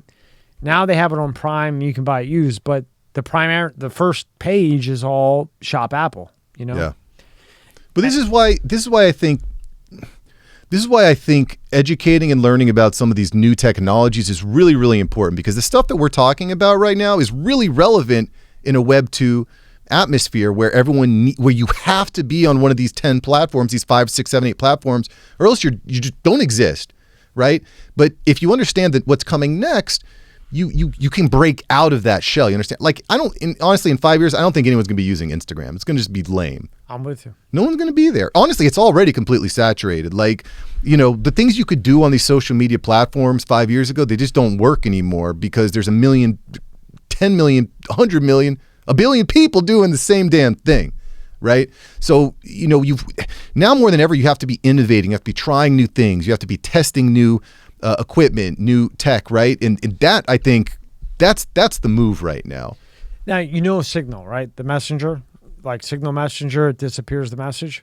Mm-hmm. Now, if you Google that, okay, it says one thing that they got in cahoots with WhatsApp, which is owned by Zuckerberg, Facebook. Yeah. Meta. By Meta, yeah. Meta, whatever that is, It's the new name. They're now Meta, yeah. Oh, okay. So it's no longer Facebook. It's now called Meta? Yeah. So Facebook parent company changed to Meta, and then they have Facebook, Instagram, WhatsApp, Messenger. Meta is the new name of the parent company. So in other words, Meta's the way to not get hit with a monopoly? You say Meta because then you can own 10 different things. No, I think that I think they're signaling because they understand that the writing's on the wall, as far as Facebook and Instagram. Like, that's old news, right? That's like, that's for the old people, right? What's new is putting on your virtual reality. I'll give you a perfect example. For New Year's Eve, I caught COVID, right? And normally New Year's Eve, my wife and I would go out, we have fun, watch the fireworks and all that. But I caught COVID, right? So I'm in my my home office, whatever. I'm in my room. My wife's in her room. She won't touch me. She won't talk to me. She's staying away from me, right? Because I got the COVID, right? And so I'm like, this is boring. What the hell am I going to do? So I put on some virtual reality goggles. First experience. What kind? It's the Oculus 2, the Oculus Rift 2. $300, man. Who makes it though? Meta, Facebook. Oh, okay. Yeah, they bought out Oculus a few years ago. Jesus Christ. Yeah. So I put on these goggles, and the first response that I had, everyone has this response, by the way, is, whoa. It's wild, dude. You can be in a small space, but you feel like you're in a huge auditorium. It's really wild. So I get there, and I start walking around. I'm like, oh, there's a room here that I can go into, and I can watch fireworks. Right, I can watch the New Year's. I can watch the ball drop. So Mark, like you and your wife could put on them goggles, and it would be like you're at like Manhattan, at like Times Square. Not this Sure. year. That was the weakest thing I've ever seen. But let's just say 5 years ago, right? Like Times Square was completely packed. I remember Yeah. going there and lost a jacket that I'd like to find the guy who took my jacket. But you know, it was so you can just put on these goggles and then you're there with everybody and you can talk to other people and Yeah, all that 100%. shit. Which Really. stuff gets weird, as you can imagine. I don't know if you've been on the internet before, but I'm on the internet a lot. It gets weird. I don't have time, but I don't know much about the goggle thing or the virtual glasses because I'm waiting for Apple. And the only which reason, will be awesome. Yeah. because if you take a look back, right, everything Apple does, although the iPhone has been the same for the last decade, but it seems to me that they let like Samsung come out with like the flippable iPad thing that turns into a phone. Yeah. And then there's, 20 callbacks or recalls because of issues. So it seems to me that Apple waits and lets them fuck up and sees what mistake they made with the phone or iPad or whatever it may be. And then they let this add up and then they make sure, okay, that's where that hinge wasn't right. Yeah. And then when they come out with it, it's a whole different ballgame, even though you have a green messenger when I text you. Yeah, but I got to say, like the one I've had an iPhone before, but what drove me nuts about the iPhone is like, oh man, I'll be like with my friends, like, can I borrow your charger? And like, it doesn't work. Or like, I want to plug in a USB into my computer and it doesn't work. And I'm like, everything has to be unique. And I get that. I get it. Hell of a business move. It is. And the products are spectacular. Like there's no, it's undeniable. It's undeniable, but I don't know. It just drove me nuts, man. What? The security is a big deal too. The privacy, the security, that's important. Yeah, and they are. I went deep into the code. They are, but again, the phone is put together in fucking China. Yeah. You know what I mean? So if you don't think that there's a little tracker on there, you're fucking out of your mind. But they come out with that M1, so they can't. This is one hell of a business move, and they fucked a lot of people, right? So you come out with the M1 chip, right? Are you aware of that? No, the M1. Okay, so you have like Apple used to use Intel. Okay. Yep. And then they developed their own chip in Silicon Valley or whatever, right? Probably Singapore, maybe. Is that where they're printing all or making all the chips? No. It's like the RAM chip, like everything to it. So they went from Intel to their own, but it took them forever to make it. Right. So now they come out with the M1. So you can have 8 gigabytes of RAM with an M1 chip versus 26 gigabytes of RAM with an Intel, and it's night and day. Yeah. Yeah. Like, do you use Final Cut? I don't use Final Cut because I don't have an Apple. I use the Adobe suite. Adobe yeah, Premiere Pro. Yeah. Oh boy. Yeah. Sorry, man. I'm Get sorry. a fucking Apple. Dude. As you get bigger, believe me, that's gonna. Well, now I outsource all my editing. I don't even do any editing anymore. It's too much work, man. I spent hundreds of hours editing. I was like, I'm gonna hire someone to do this. I'm gonna focus on what I love to do. Bad move. I'm telling you. What? Do it yourself, because Final Cut you can do it in 2 seconds. Yeah. Not Maybe. 2 seconds. You got to learn it. You know what I mean? But nothing compares to it because you can do all kinds of cool stuff, and you could also make it done in 2 minutes. Yeah. So once we're done here today, it's already done. All I got to do is put the intro, outro. That's it. Yeah. No, I dig that. I mean, Adobe Premiere is easier. It's not like complicated. Like Final Cut's pretty complicated. Like Final Cut is professional, legit. Like they're making movies on. Well, Final do you want to Cut. be a professional or not? I don't want to be a professional video editor. You know what I'm saying? Well, then how are you going to be at the top? Well, because I'm going to Hire hire somebody else to do your own shit. Well, Never listen, works right? out. Like, I kind of came to this realization a while ago that like you can't be the best at everything, right? But what you can do is find something that you're awesome at, right? And you can hire people around you. I don't know if you read this book, The 4 Hour Work Week. Great point. You just cooked me. Great point. The 4 Hour Work Week by Tim Ferriss it changed my life, man. I was on a flight to Jamaica. I was like, I'm going to read this book, and it was just a really, really. Have you ever been to Jamaica, by the way? No. They drive. Ask you what it was like. Crazy there, dude. What do you mean they drive crazy? So we're going to visit. We're staying at Sandals Ochi Rios, which is incredible. No kids allowed, just me and my wife. And we said, we're going to go visit Bob Marley's birthplace, right, where he hung out, which was really, really cool. But it's up in the mountains, right? In Jamaica, they got mountains, and all these roads are one way. So you're in this like old school bus, right? that you're scared is not even going to make it past the driveway or whatever. And then as you're curving around these mountains on these one-lane roads, the driver's like honking because you don't know if someone's coming around. And every once in a while, there is someone. The guy puts it in reverse. He's going reverse down this mountain in a one-way. Dude, I thought we were going to die, but thankfully, we got mellowed out. So to put this in perspective, are you talking about like those curves that there's only one road, big-ass mountain, and there's only one way to go, either off the cliff or headed toward the mountain, and you're probably going to go off the cliff. Right. It was sketchy, but it was I don't know. It was really cool. It was really cool. By the way, if you are visiting there, not that I partake in anything, but if you don't buy at the door, you can get a major discount inside. So just for anyone who's visiting. So if you go to Jamaica, find the guy that you need to talk to and throw him a little something. Yeah, you get 1 for $20 outside, you get 3 for $20 on the inside. Understood. Yeah. Now when you went to Jamaica, was it like populated like McDonald's and shit? Like No, it was definitely, because like at least where we were, it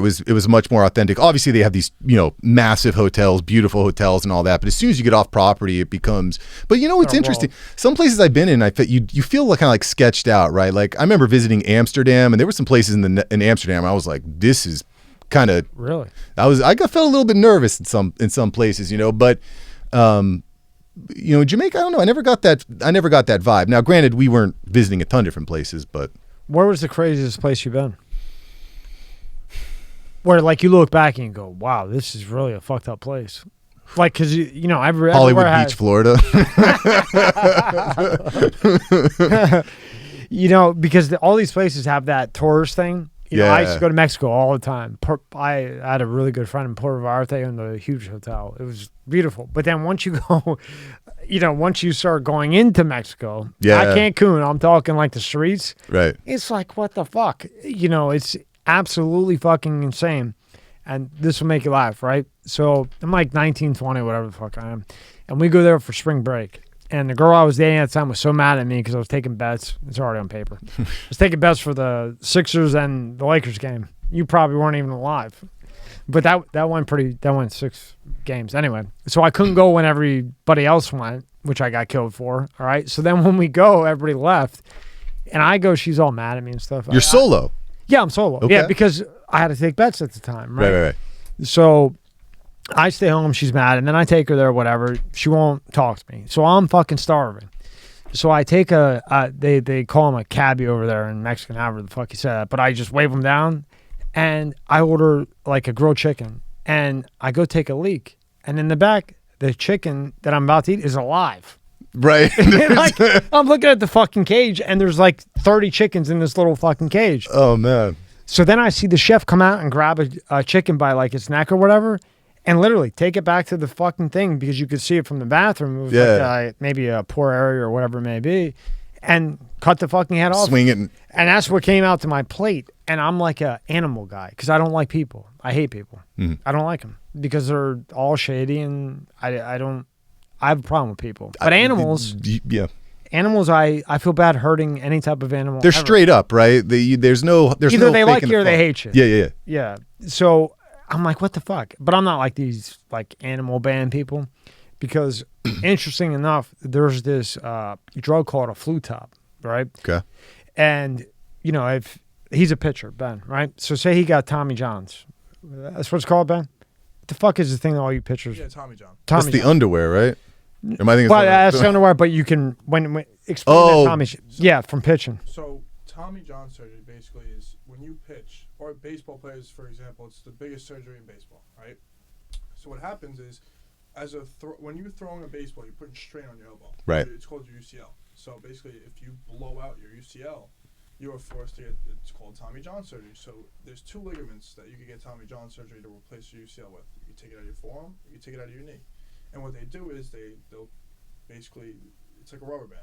So you have to replace that rubber band. You'll take the ligament out of your forearm or your knee, and you'll replace it. They take the ligaments and replace it, right? Correct. So that it still has that expansion. Correct. Okay. Correct. So now there's a thing called a flu top that is from an owl. Like those owls that can do like a 360 with their head? Sure, yep. So you stab them with it.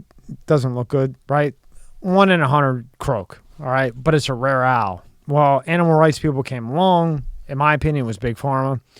Because say he tears his fucking rotator cuff or Tommy John, whatever, you can hit him with 10 ml of fucking a flu top, and within 1 month, he'll be thrown just like he was. Whoa. But to get it, you're going to whack out a couple A hours. rare owl, yeah. So animal rights people came up along, bitched. Big Pharma said, well, now we can't give Oxycontin, or we can't give whatever for the pain or surgery, which they get a massive kickback from. Yeah. So we're going to ban it, and we're going to say it's animal rights issue.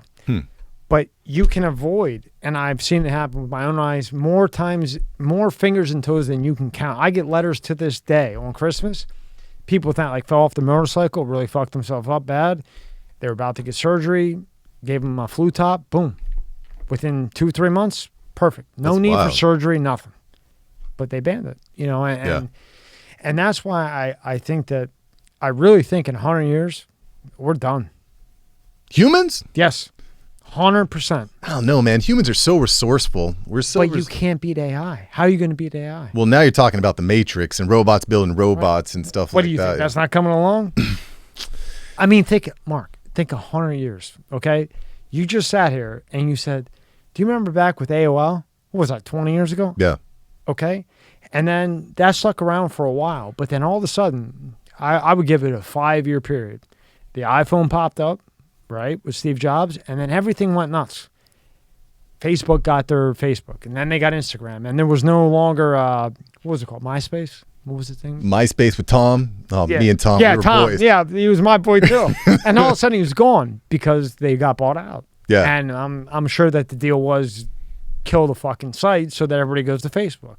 I guarantee you that Zuckerberg paid MySpace whatever deal it was so that everybody, now Facebook comes along, MySpace isn't number one anymore. Or he did like a little bit of a niche or whatever it may be, you know? Yeah. And then he goes to Instagram, and then he goes to WhatsApp, and then God knows what the fuck, he's in WeChat. He's in WeChat too. I didn't even know what the hell WeChat was. I mean, you're definitely right about technology and AI accelerating. That's one of the cool things about this Web3 world that I keep going back to, just 'cause I'm very excited about it. Right. But everything is open source, right? So everyone, like, we're talking about the iPhone earlier. You develop a really dope chip. Well, it's public information. Everyone sees it. So the next guy can come in and build something on top of it immediately. Doesn't have to wait 3 years to figure it out. So you're going to see an exponential growth here over the next decade for sure. Oh yeah. So back to that because you like, all this stuff. So I'm all excited to ask you shit that I need to know. But so they come out with the M1, kills the Intel, right? Yep. 6 months later, everybody buys the M1 because it's 8 gigabytes of RAM versus 24. So let's say you use Final Cut, which you don't, but you will. Believe me, you will. Okay? And you end up doing it yourself. You're going to find out the hard way. You'll do it yourself. Okay. So if you share something that's 20 gigabytes, right? It would take on an Intel an hour. M1 comes out with 8 gigabytes versus 24. 10 minutes. It's done. That's crazy. Then 6 months later, they come out with the M1 Max. Okay? And now you put 64 gigabytes of RAM in an M1 Max, which took 2 months for me to get, by the way. But I got it. 3 minutes. I can share 50 gigabytes, 4K, in 3 to 5 minutes. That's crazy. Depending on how many, layers I put in and pictures and shit like that. Right. But at the most, worst, let's say it's 3 hours long, it shares it in an hour at most. With Google Chrome open, which eats up your RAM, the hell, this thing is fucking crazy. No, it's no joke. Even 4 gigs can take, 20, 30 minutes to render on with a decent graphics card. Okay, so you take that render, and I would say with any M1, even the M1, and then you put in the M1 Max, so you could deduct. So if it takes whatever, I would say it takes 20% with the M1 Max, and it takes 30% with the M1. I mean, it's that fucking fast. Well, that's and things are only going to get faster. They're not going to get slower. So now back to Elon, right? What is he the most worried about? In my opinion, there's only one reason he went on Rogan, and why all these other doctors are going on there. But it comes back to Elon. What was he preaching on there? That the government needs to start an AI force now, not later. That's what he kept saying over and over again. Then after the weed, he came back again. He got tons of shit for smoking that weed. And for him to come back on Rogan again with the shareholders watching everything he does, right? But to preach this AI shit, that's what he was focused on. Yeah. Well, now he's building, I don't know if you've seen this, he's building microchips. He said by the end of this year, he's going to be putting a microchip in someone's head. Neuralink, which is, that's some pretty wild stuff, man. I don't know if I'm ready for all that, right? Yeah, it's pretty crazy, though, because he has it down where he could put a thing in your fucking head right now. It's just, it needs FDA approval and all that other shit. But it can target, like, say you got Alzheimer's, right? Right. So that's the A1 receptor. So you have A1, A2. There's all kinds of shit up there. I only know this because it's a long story. So he's targeting where you have Alzheimer's. And it's kind of like a, when you look at the patent and you look how they do it molecule-wise and cell-wise, they're targeting the area of the brain that has the issue with Alzheimer's. It's like damage, right? Mm-hmm, So like this part of your brain is black. When you look at it under radiation and all kinds of shit where you can see everything, you got blue, green, blah, blah, blah. So when it's black, it's no longer active. There's no neurons firing. There's no electricity. Exactly. Yeah. There's no electricity. That's what I was trying to say. So if you throw a fishing line, which basically is what Neuralink is, and you hit that exact area, you can override. You can override what is there, and you can fix it. Well, like if I'm a paraplegic, like I'm in, like stick it in me, right? I'm good, because right? you got nothing to lose. Yeah. Like if there's a chance I can get my arms and my legs back, and the human hand, by the way, is spectacularly crazy complex, right? It's amazing when you think about it, because your brain is telling, like right now, I just went like this. That's your brain. Yeah. So it's your A6, which is right here. And then when you see people with the right hand, they're like left brain, right brain. Right. You know what I mean? It's really interesting when you look at it like in depth, but it's crazy because you'll see one person use this hand or that hand. And then everybody thinks, well, maybe if you use this hand, you know, you're left-handed. But it's actually the DNA code. Start looking into it, so you're born like that, no matter what. Interesting. It's fucking insane. I saw on Instagram today too. Tom Billio, he shared this thing that this guy tweeted with just his brain. I don't know exactly how he did it, but he sent out a tweet just by thinking it. So, like, this stuff is getting wild now, man. This is getting wild. That's what I'm saying. So he thinks it, right? So he thinks it, and somehow there's some type of software out there that we're not aware of yet, right? And I'll show you something on Rogan that will fucking blow your mind. But somehow they're already at the point where they know what you're thinking. Yeah. So now think of what they're developing that you don't know. Just put that in perspective and think about it. Oh yeah. Now again, we take Elon Musk, who probably already knows he's probably one of the fucking inventors, right? That somebody in China or Japan or whatever copied off of, right? Think how far along they are. Think. That's scary. UFOs and holograms. Do you believe in UFOs?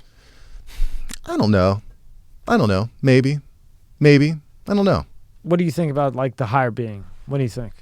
I definitely think there's something out there that's bigger than us. I think humans are special in many ways. I've never seen an alien before. I guess the theory is the galaxy or the world, the universe is infinitely large, so there has to be something else out there, and I could see it. I don't know. I'm not 100% convinced. I do think, though, however, because I do want to talk about your point about that humans in 100 years aren't even going to be here, because I don't think that's going to be the case. Prove it. All right. Give me, why do you think that? I just think because I want to be proved wrong. Yeah, I don't know, man. I think that the humans, like, it's gonna be hard for me to prove that, right? But I think that humans can you imagine being like one of the first or second humans on Earth, and you have to create fire and stuff? Hold on. Think about this. Elon Musk already has something that can target the area of your brain that has Alzheimer's. Okay? Yeah. If he can do that, he can do a hell of a lot more than that. How in the fuck are you going to compete with that? Well, we're certainly going to be more and more hybridized, right? You're talking about augmented reality glasses and stuff. So that's definitely going to happen. But I just can't see humans becoming extinct because robots take over. I could more so see a world where, like the Matrix, we're just being harvested for our energy for the robots. I could see that. I just have a hard time believing that humans and maybe that's because I just can't believe that, because I don't know, maybe it's built into my DNA and our DNA that we have to keep, you got a kid, you want to populate the human species to keep the species going. But that's another wild thing. Like, we're not even, in America, we're not even reproducing at replacement rate. We're reproducing at 1.9 per couple. Even China is down. No, yeah, they're down big time. Big time, right? 8%. That's a lot, man. They got a ton of fucking people over there. That's really wild. Like, and I saw a post the other day where someone's like, "This is why I'm not having kids, and it's okay," you know. And they're like, "I'll have a dog and stuff," but I don't know, man. I have a hard time buying into that. It seems too like fishy, kind of in a way. It seems too pessimistic. I don't know. See, to me, I agree with you, but I don't. So I agree with you that how can you replace a human, right? And then I go back to what I've read and saw, right? So you put in perspective, okay, say you're like a guy that doesn't take care of himself, right? Okay, and you're like, you look horrible. Yeah. And now you can get a robot for maybe the couple grand that you have saved for the last 20 years. And now this robot tells you how great you are. Now you fall in love with that fucking robot, right? Because it looks like a human. I mean, you can already fuck. Like Which is happening in China, by the way, because not enough women. I know. And you can actually fuck it. You know, it has like a girl pussy type of thing. You know, people are buying toys right now to fuck. You know what I mean? I've heard. Now imagine one that can actually move and kind of looks like it knows everything that you want at all times. Like, how many times have we been out with a girl and you're like, you know, this is how I like it, and she just doesn't get it. It's not. And she says, Mark, oh my God, those eyes are beautiful. Oh my God, Mark, that polo shirt you have on is unbelievable. And now, wow, I really like this robot. It tells me how great I am. Yeah. And now what happens? It evolves into this is the next thing, and I just don't see how you beat it. Let's be some.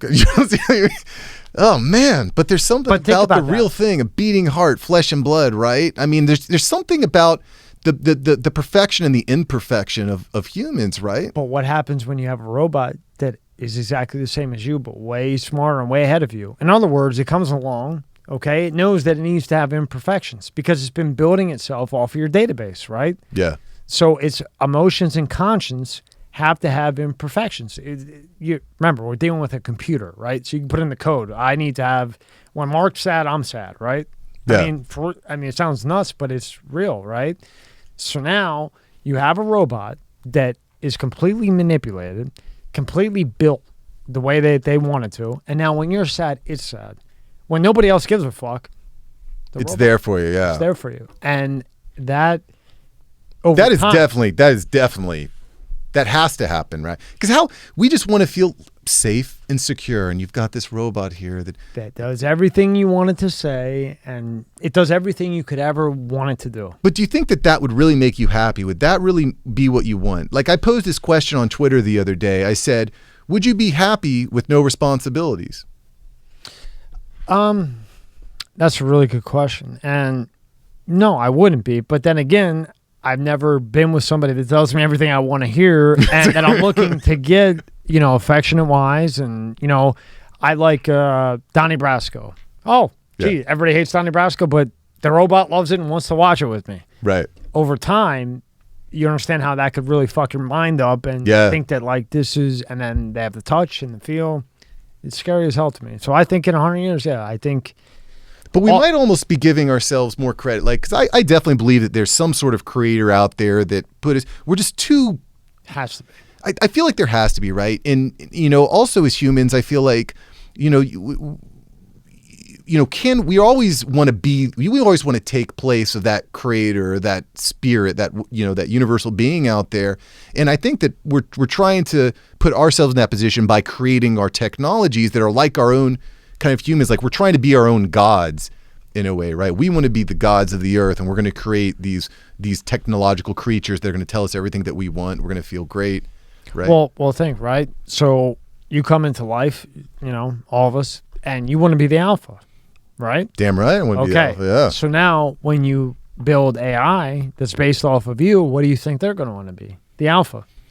Now, if you have the answer to this, I'll give you $1 million that I don't have, right? I'll take a few Bitcoin. Okay, which I don't buy. I'll just give you the cash to buy them. If you can answer this, I'll give you something. So now, how does human compete with robot? Immortal and mortal. You can kill a human. How are you going to kill a robot? It's a fucking computer that walks around. I mean, robots aren't immortal, right? Like, they're on batteries. Like, what happens when the battery goes dead? There's 1 million of them by it. I'm talking 100 years from now when there's 1 million of them. So like, it's not a life. It's a chip, basically, right? So you can easily remake that. And if you don't think that AI is going to come to this, you're out of your mind. they'll be able to remake themselves like it's a bottle of water. Yeah. I mean, think about it long term. I mean, Well, definitely, yeah. I mean, and that's why movies like The Terminator and The Matrix hit so hard. because it's kind of coming true in a way. There could be a human robot world, and honestly, that's maybe what we need as humanity, is to have something that we can all fight against together, right? Because right now it just seems like we're fighting against each other for no reason. Over everything. Everything. It's absolutely nuts. Nothing can ever get done because if you're right, you're right. If you're left, you're left. But it shouldn't be like that, right? Starbucks, Dunkin' Donuts, like It's fucking everything. insane. I mean, you can't, like, say you're a Republican, right? And you get into office and you got good bills. You can't get them passed if the Senate is Democrat. And the same way if you're a Democrat. Like Biden, whether you like him or hate him, it don't matter.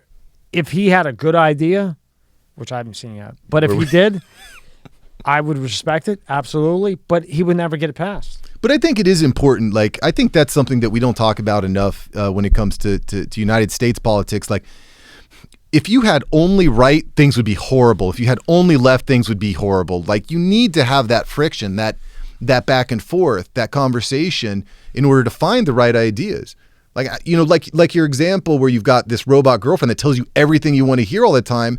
It just seems like a miserable life, right? Like, you need to have people in your life that tell you, like, Mark, you're messing up right there. You gotta squash that. That chick is not for you. She's, doing, like, if everyone's like, I don't know about you, but like when it comes to content creation, everyone wants to go and tell you, like, oh, that's nice.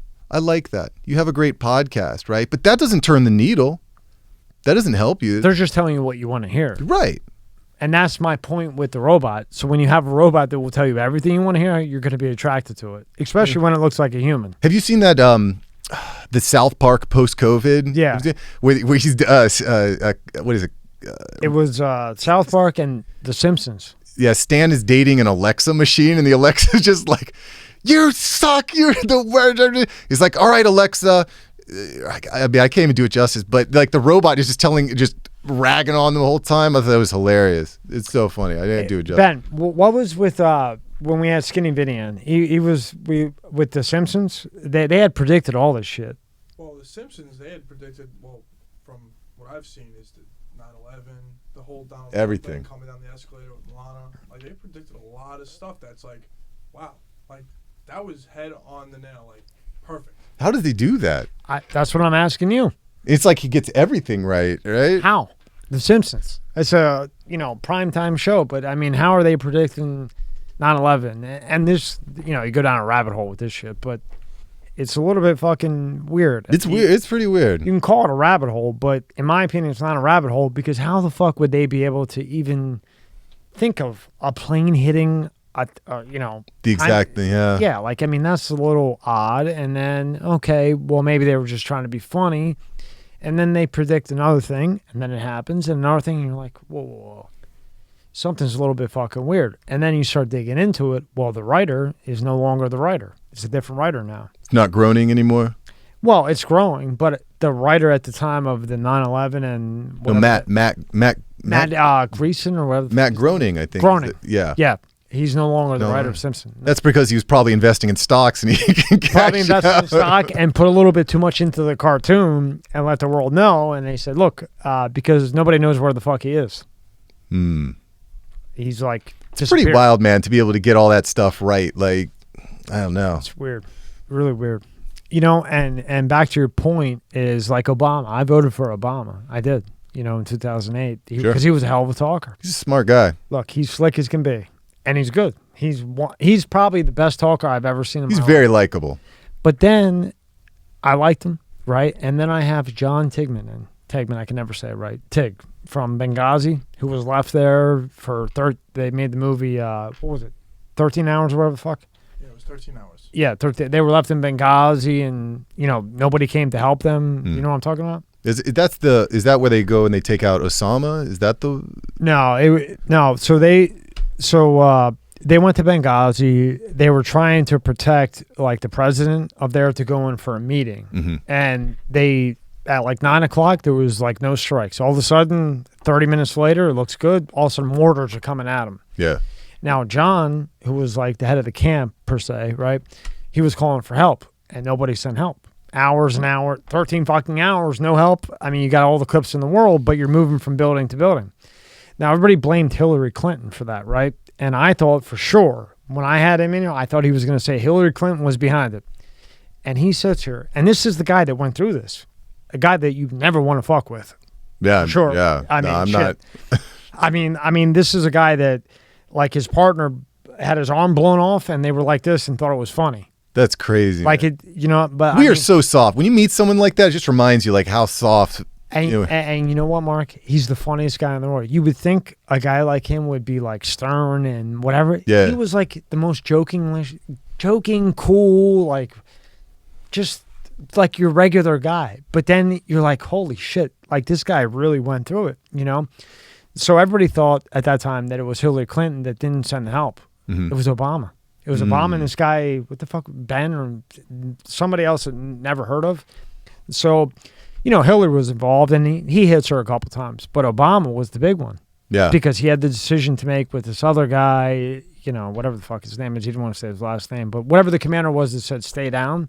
But stay down means you're going to die. So how do you make it back? Well, they moved. They kept moved. So he was getting calls on the walkie-talkie thing for the limited time that he did, stand down. Meanwhile, there's like fucking mortars going over his head, blowing up shit. That's and then the paint on the building had diesel in it. So you hit that with some fire, I mean, massive explosion. And they're saying, stand down, stand down. So, you know, to finish this point, so instead of sending the help to them in Benghazi, they sent it to another part of wherever the fuck they were that they thought would live. And what happened was John and his team, they lived. So then they had the opportunity to tell the story. Wow. But the other people thought that they wouldn't live, right? So they were like, and not necessarily like the worst decision in the world, but it was like, okay, we're going to send help to John and his guys, but there's a 99% chance they're going to die. We have one shot to send the help. Do we send it here or there? Yeah. And they chose the other one. Now, is that right or wrong? I mean, that's up to anybody to decide with themselves. Foreign policy is tough, man, because honestly, everything that these politicians do don't make any sense to me. Like, you see time and time, none of it makes any sense, but I don't know. I'm not a spy, so maybe there's some crazy wisdom. I don't know. I do think that's a problem I think that humans have too. Like, we need to be right about everything. I have to be right. I'm right. You're wrong. And you know, we talked about this a little. Great fucking point. Great point. You know, the more you push someone or push, you know, if you try to push a donkey from the back, that donkey ain't moving. You know, you try to pull the donkey, that donkey ain't moving. Right. So it's just like, you know, when someone has a different point of view, you're like, oh, you can't. Like, you got to be willing to admit when you're wrong. How do you grow as a human? How do you grow as a business owner? I have no idea, because everything I see is this generation, you know, with a couple exceptions, they can just say, oh, wow, you were right. You know, because going through life, they get a trophy for everything. We've talked about this 100 times. Yeah. You know, everybody gets a trophy now. So now you no longer work hard to get what you need because you're going to get it anyway, you know? And I mean, well, it's like I talked about with my daughter too. Like, you know, she thought she was right to jump in the pool. You know, but if everyone was there like, you're right, jump in the pool, you're good, you're right, she wouldn't be here today. But it's because someone was there to say you're wrong, you know. And I know that's a little bit of a stretch. It's true there. though, but it's true. Yeah, but like, you know, honestly, you know, the problem. This is the problem with politicians and politics and all these, you know, trillions of dollars and these numbers that we can't even really fathom. Is they're wrong, but they can't admit they're wrong, and so they just double down and double down and double down. And so that's one of my biggest fears for what's happening in the United States right now is you've got this, like, you know, this lever that's going back and forth, left to right, and it swings farther each way until, you know, eventually it's just got to snap. There's got to be some sort of course correction, or else, again, the lever's just going to snap and we're going to be really screwed, you know? Well, I think that the Senate, when it becomes, Republican, I mean, that's what it sounds like is probably going to happen. But who knows? I mean, but then it becomes Republican, and then what? Nothing gets passed. I mean, so even if Biden comes up with something good, it will never go through anywhere, you know? And it's just fucking rigmarole over and over again. Well, now they're talking about Trump versus Hillary 2024. Can you imagine? Like, I think Hillary's going to run. I think she. Oh my goodness! Her or Michelle Obama. I heard Michelle. Michelle seems like a more compelling option. She would probably win too if she ran. I think so. She's very, you know. Yeah, I don't think Trump's going to run again. I don't think so, man. After talking to Stone and a bunch of other people, I don't think he's going to, unless he knows he's going to win. Well, I mean, he's out there like rallying and stuff. He Like, also why just wrote a book, though. Yeah. You know, I can't imagine why you would want to be a president. Like, it just seems like such a horrible job to me. I don't know. No, You have to have like a certain type of mindset, like to be a politician, right? You've got to have this certain kind of, But I mean, DeSantis is like the natural option right now for the Republicans, right? But politics moves quickly. 3 years from now, who knows? I thought DeSantis too, but then what about the person that may have something on him? Yeah. Okay. Everyone's got something on everyone. Right. You would think that something would have come out by now, though. I would think. Well, I think they're waiting. Waiting. Yeah, because he's right now, as far as I know, with the people I've talked to, he's going to run, and they're waiting to fucking bury him over whatever supposedly happened with him. Everyone's got a Who the mean hell knows? tweet or something they did when they were 15, right? Yeah, but the problem is you got these heavy hitters that are all together, and I don't know if DeSantis did it or not. I don't know what he did, what he didn't do. I know Florida is the place to be right now. That's what I know. It's pretty nice. But when you dig into him, I don't know. I don't think he'll. I think he'll get cooked if he tries to. And he's going to run, and I think he's going to get smoked. We'll see. But I don't know. There's a lot that can happen. But I think you bring up an interesting point. Florida is a nice place to live, right? And property values are going crazy. But that's the other cool thing about what's happening with the tech world. You can, pretty soon you're gonna be able to live anywhere because you're gonna be able to lock in everywhere. You're gonna have these decentralized currencies, which are really cool. Like, I don't know if you know, people are moving down to like Puerto Rico, and that's tax free down there. There's a lot of advantages there. It's tax free, 100, really? I don't know. I mean, listen, you're paying some tax, but there's no income tax. There's a lot of tax benefits, right? It's not like you're getting taxed 50%, like in some other places, but. That's something that I thought about too. I got, my wife and I, we were talking about selling our home last year because it doubled in price, right? Which is crazy. It doubled in price over 5 years. So think about selling and moving somewhere, but we're like, what's the point of selling and moving? Because everything else is all inflated here. So then you start looking at, you maybe go to the West Coast, you go to Sarasota, you can go to, the Tampa area, maybe move out of Florida. So that's going to be interesting. I mean, maybe we are moving toward this one world culture where everyone lives everywhere on this decentralized currency, and everyone's living in pods and these goggles. Yeah. I mean, when you put that in perspective, it kind of seems that way, and like you said, like running a state is one thing. Running the country is a whole nother thing. You know? So I don't know.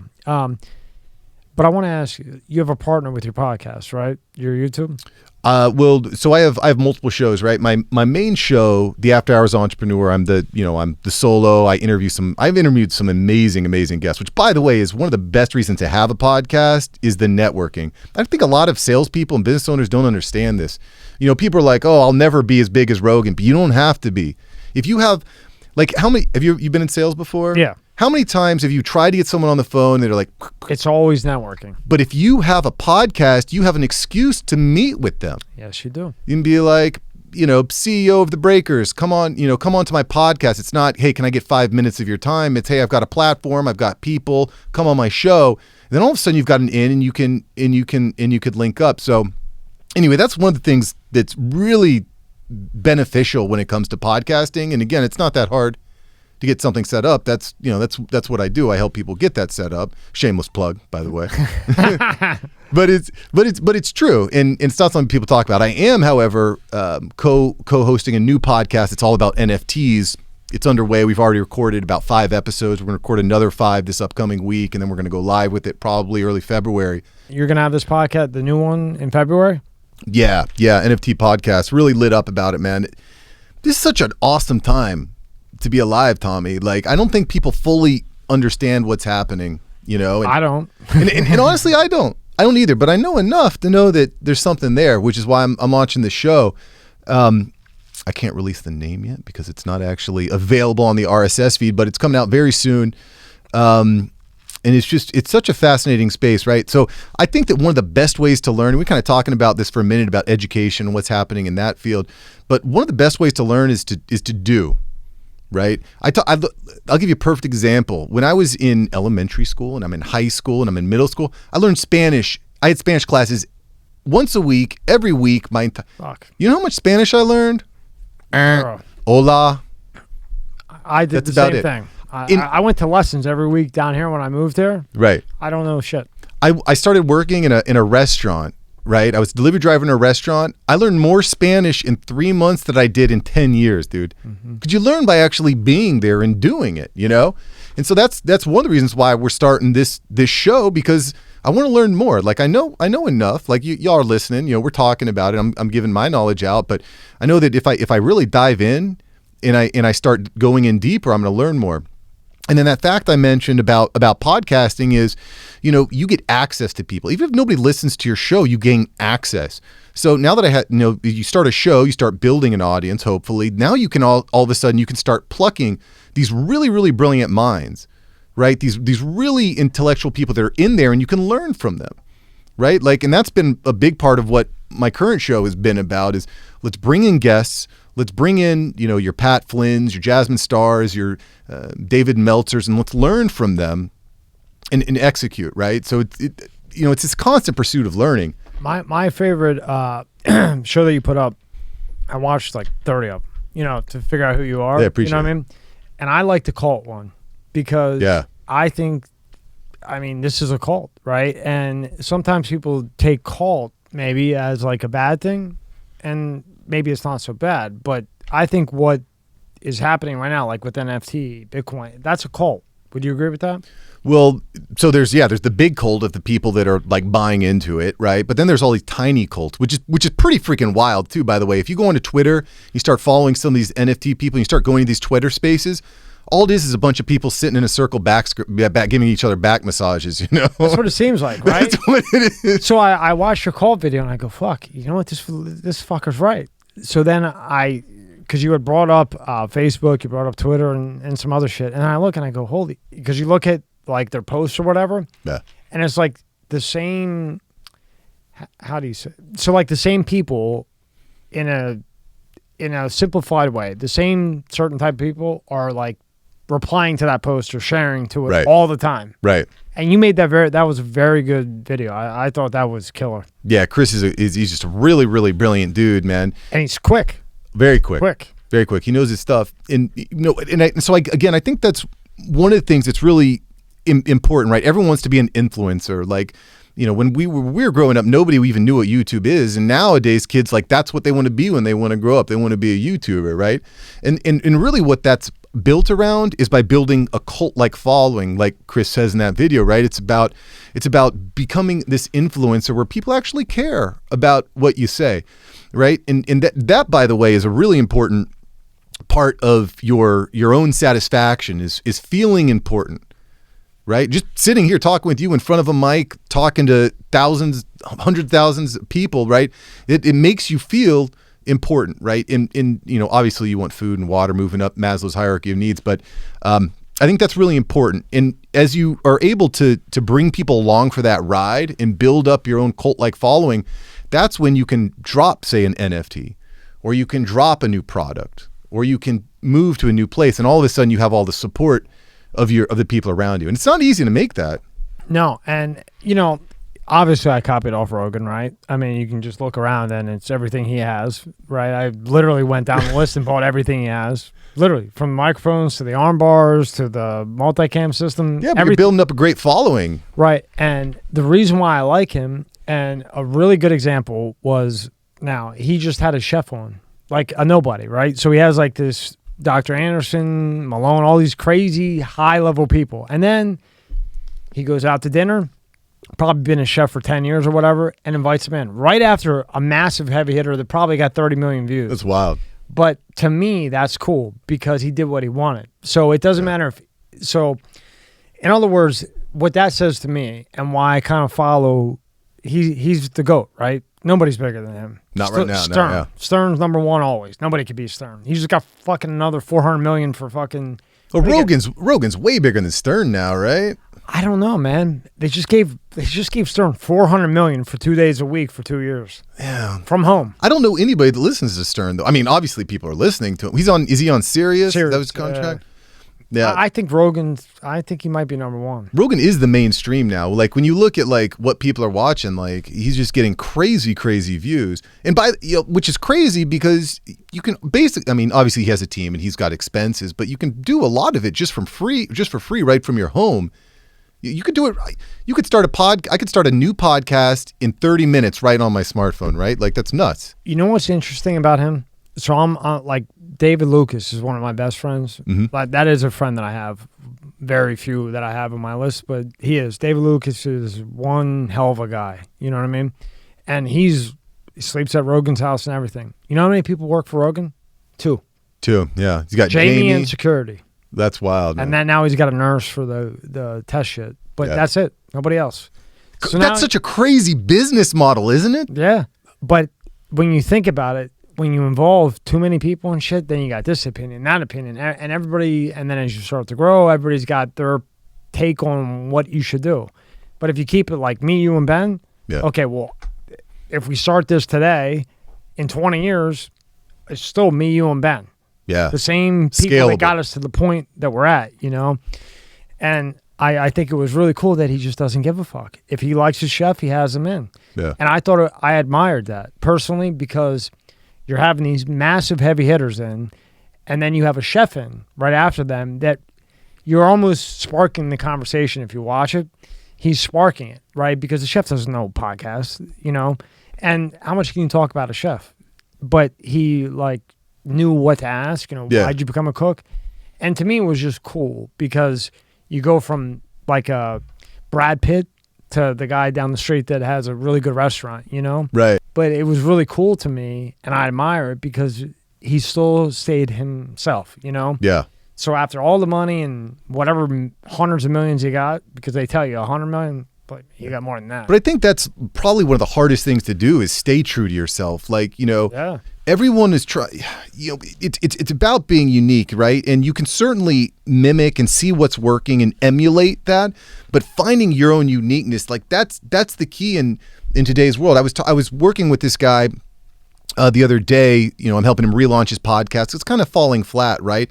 And, you know, I start asking him questions to try to get a feel for where he wants to go so we can make his creative vision a real thing. What were some of those questions you asked? I'll ask questions like, why do you want a podcast? Like, what's the goal? What was his answer?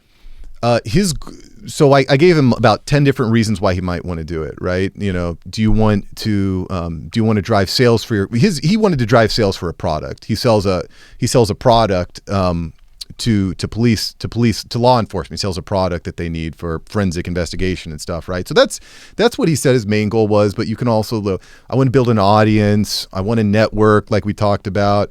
I want to quit my there's a lot of different reasons why someone might start a podcast, but you know, the thing that people always do, and I made this mistake too, is you try to be too broad. You try to, you know, people say words like, you know, this is the show for everyone that likes to cook, right? But no, you don't want to talk for everyone likes to cook, right? You want to talk to the African American in New York, Brooklyn, that is the best sushi artist in the city, right? You got to, you know, the more you niche down, the harder it hits. You know what I'm saying? Absolutely. Because that's how you built that cult-like following, because you're unique, right? Right, because if you come out with a YouTube channel that's just about cooking, even though it's about 20 other things, but if you label it as cooking, then, you know, you're labeled as There's the a million other cooking channels. Right, and you're not going to beat them. Or Right. unless you got That's like a guy, what's his name? Guy Fieri, right? Yeah, like, Guy Fieri. Yeah. What when you say Guy, what stands out about Guy? To me, cooking. Really? Yeah. For me, it's the hair. He's got that spiky, you know, highlighted hair, right? Yeah, he looks a little insane, but Yeah, he's winning.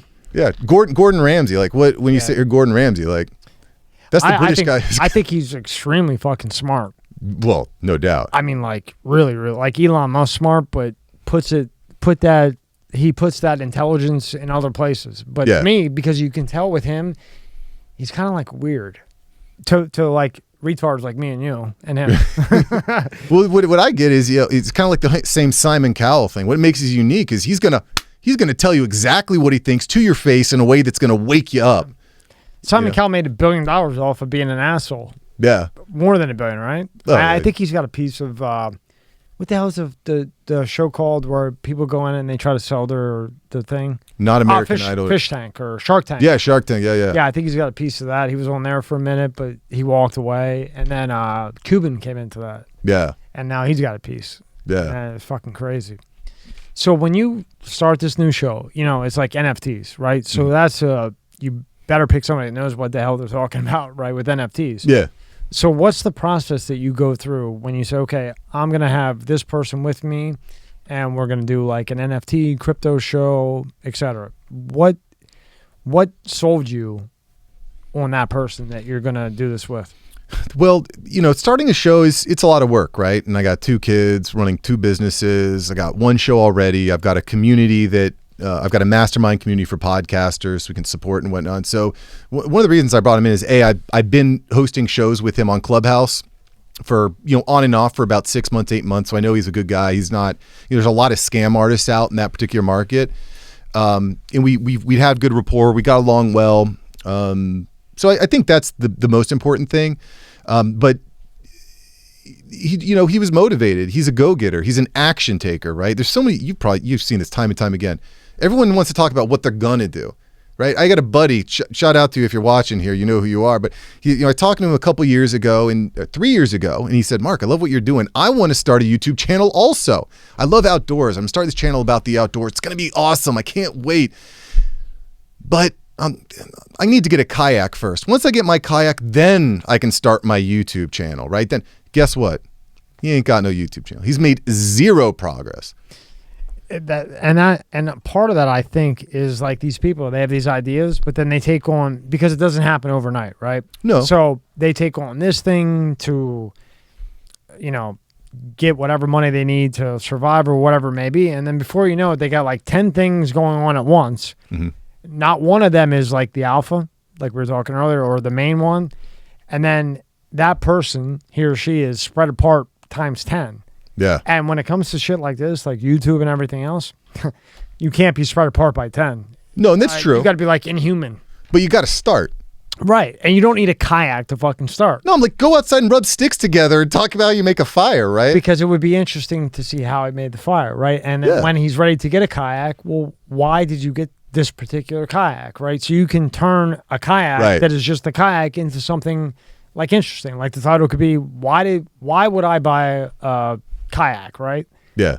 Because I certainly don't want to take those things and fucking pedal myself to the fucking sand. I mean, I'm not buying anyone anytime soon, but I'd be interested to know why the hell anybody wants to paddle that thing. Well, and it's about narrative, right? It's about building a story. There's a reason why there's some, things in your brain stand out, right? It's because there's a story behind them, and I gotta say that, like, that's a skill too. Like, learning how to storytell and tell stories, craft narratives it's very difficult. Some people it comes more naturally to than others, but instead of saying, I'll wait until I get the kayak to start my show, you start your show now, and then you bring people along through that narrative. They're part of that ride. And then when you get the kayak, your cult, your people they're celebrating along with you. See, I think that's the biggest problem. More than AI, more than government, is people no longer take the risk. And if you don't fail, how can you win? How many times have you failed? Infinite. Okay. So have I. But you did everything you could. You failed. You looked back, figured out, well, why did I fail? What went wrong, right? And then you try again, and you try again. But to me, from what I'm seeing nowadays, it's like something doesn't work out. Now you're just going to, sit on the couch and give up? Because now that's okay. When I was growing up, that wasn't okay. You got fired, you lost your job. Yeah. Well, get your ass up and go to work. Yeah. If that means Hardee's, which I worked at for about a day. I actually did. 2 days, I think. But, I went to work, and then that leads to something else, you know what I mean? Yeah. So with you, what made you want to go down this rabbit hole of fucking YouTube? Because it's not an overnight success. It's tons of fucking work. No. So you went to, you did your whole thing. Why did you decide to go down this road? Well, I think, you asked the question about how many times you failed. I had about 12 different business ideas that either failed or I started going down the path and I realized, like, I wanted to start an insurance agency because I have history in insurance. I wanted to open up a mattress shop. I wanted to start Amazon FBA. I was going to write children's books and illustrate children. I had all these different ideas, right? It's a hell of a move. Children's books sell like crazy. Yeah. Well, and I had a kid, right? And I love to draw and do art and what. So I did all these different ideas, but what I recognize is that the most important thing is communicating with humans, right? And I also recognize that where are we communicating? We're communicating on social media. We're communicating via podcast. And I started because, as spoiler alert, as I was trying to build up these businesses, how was I learning them? I was listening to podcasts. I was watching YouTube. And I said, this is powerful. I'm learning so much. Like, why can't I do this, right? And so that's kind of what got me started down that. And I don't know if I'll be a YouTuber forever, but I'll tell you what, all the skills and the community and the people and the various sources of revenue that I've built, that's going to come with me. I don't think you ever stop unless like YouTube becomes like an Apple or whatever, but the same genre because you like it. Could you imagine like going like 3 months without doing a video? No. Because it would be off, right? No. Because this is what you like. But I'm going to evolve it, right? Like right now I'm collaborating with another great creator. His name's Owen Video, and he teaches people how to make YouTube videos. When we're collaborating, we're going to record some episodes in the metaverse. We're going to put on our goggles. We're going to go meet up in this, in this virtual reality Zuckerberg world, and we're going to record some podcasts there, right? So it's about, taking the skills that you've learned, taking all the failures that you've learned along the way, and then keep failing up, keep innovating. Now is the time to innovate, right? Because I don't know if you see this, but I'm going off on all these tangents. But there's so many like coaches out there that are selling you on this get rich quick, right? And they're selling it because they got lucky 5 years ago and created the right funnel. That ain't going to work for you. That maybe worked 5 years ago, but the world is very different now. The most visited website last year. Do you know what the most visited website was last year? No. What? Do you want to take a stab? Most visited place. I mean, code is like embedded in my head. So my first all I guess, can think of is Reddit and LinkedIn. Sure. My first guess was Google because search, right? Yeah. It was TikTok. I'm not surprised. In 2016 they were whatever, and then I think 2019 they came out. They got like 3.7 million out of nowhere, like in a month. Right. And then 2021, they were at like, 3.7 fucking billion? Like blew up like crazy. Right. And they're treating their creators right too. They're developing different paths for creators to actually monetize their audiences and monetize their influence. The problem is you got people over here trying to teach you how to get rich making, like Facebook groups and stuff. I'm not saying that's impossible. I'm just saying that like, there's a lot of people that are already doing that, right? Part of the way of getting seen on YouTube, and on top of having good content, right, is placing yourself in a niche that has a high volume of searches and a low volume of competition. Right. So with TikTok, I still don't understand it. So what is the monetization? Is that the right word? Monetization. Monetization, whatever however the fuck you say it. Well, the way I monetize was creating my OnlyFans account. So no, I'm just kidding. That's a quick way to do it. But that's one way. You take your you take your assets and you move them somewhere where you can fully. So you show your dick, you're gonna get 1 million views. Sure, it's never, what you're trying to say. I just say it's never worked for me. I learned that failure early. I've never been on the For You page. And then this girl comes in, she's been on the For You page 4 times and then got banned. Sure.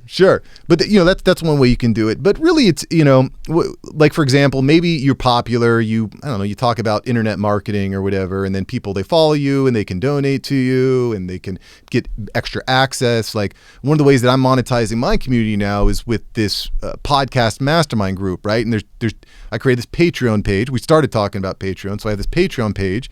You come in and you can either be in the $5 tier, the $20 tier, the $50 tier.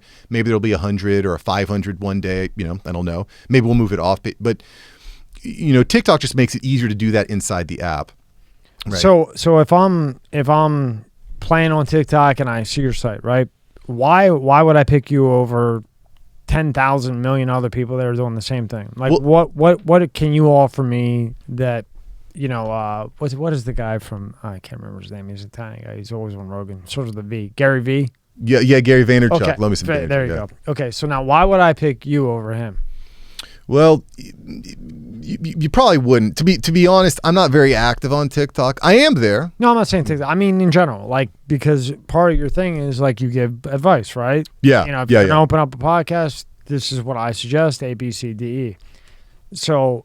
Well, so here's a cool thing about what the internet creates, right? It creates this what we call a long tail, right? So you've got these huge whales, right? You got your Jake Pauls, you got your Gary Vaynerchuks, you got your Charlie D'Amelios, right? They're making major bucks, $1 million. Like for you to get a meeting with Gary Vaynerchuk, you're probably looking at, I don't know, 50 grand for 15 minutes or something like that. Most people don't have that, right? So you've got your whales at the top, but it creates this long tail, right? So there's all these people down the line that are also monetizing because they can offer a lot of similar services or similar advantages, but they're just not at the top. Now, the goal is to get to the top. Like life is all about competition, right? It's about the game, you know? But again, it's really hard to win a game against someone that's already at the top in an established, saturated, already done market, right? And I think that's what we're seeing with social media. And again, that's why this whole Web3, metaverse, NFT space is so exciting because it's gonna change everything. But it's relatively unexplored. There's a few whales, but there's just so much space. There's so much space. The biggest one is what? Beeples, and then the fucking yacht guy. He's fucking huge. Yeah, he's the one with the 20 million for that monkey or whatever the hell it was. Yeah, the Bored Ape Yacht Club or something. Yeah. So Beeple. So that's a fascinating thing. You know, we talked a little bit about creators and artists and stuff and creating NFTs. So what Beeple did was he painted 500 pictures, or it was 5,000. Doesn't he do like one every single day? One every day. 24 hours, no matter what. For 5,000 days, which is a pretty remarkable feat. He's making jack, not making anything, right? And so then he puts it all into an NFT, calls it 5,000 days. He puts it on the Christie's auction house, which is, everyone's probably heard of Christie's, biggest auction house. Never heard of it. So can you elaborate on that? Well, Christie's auction house is like, it's like Lloyd's of London. It's been around for a really long time, 100 years, 200 years. Like it's the place to put your stuff up on auction. Right. How do you spell that? Christie's, CHRISTIE. Ben, can you pull that up?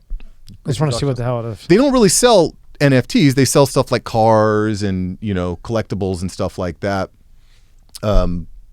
Christie's. But they put his piece of art into an NFT. They put it on the Christie's auction house. It's the first item that ever went on the auction house. The first NFT that ever went on Christie's, and it sold for $69 million. Wow.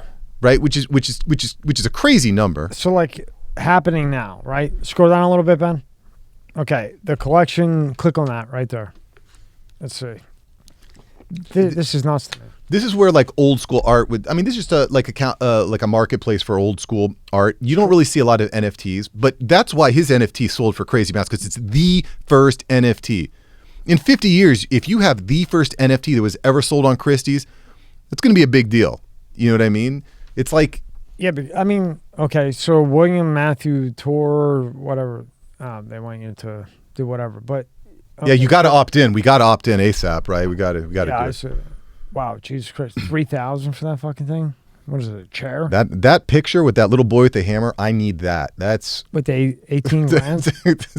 Estimate 30 to 50 grand. Can you imagine waking up with that on your wall every day? But it's amazing to me that somebody will probably end up spending 30 to 50 grand. Sure. So the reserve right there, and if you're listening, this is William Matthew Pryor, boy in green with hammer and nails, and it's just it's just like an oil painting, right? But that's what NFTs kind of are at level one, is they're just collectibles, right? That piece of art is worth something because people, see value in it. Go to OpenSea. SEA? Yeah, OpenSea, SEA. That's where you're going to see a lot of the NFT trading happen right now. So that you want to see some crazy numbers. That's the crazy stuff. OpenSea.io. And this is similar. It's a marketplace. There's my guy. It's an auction. I know him very well. Do you? Yeah. Yeah, he's pretty cool. He's in Turkey right now. Very, very fun to watch. He's in Turkey? Yeah, he's playing ball? Yeah, he's huge. He's in debt. He's got fucking 7 wives and 11 kids.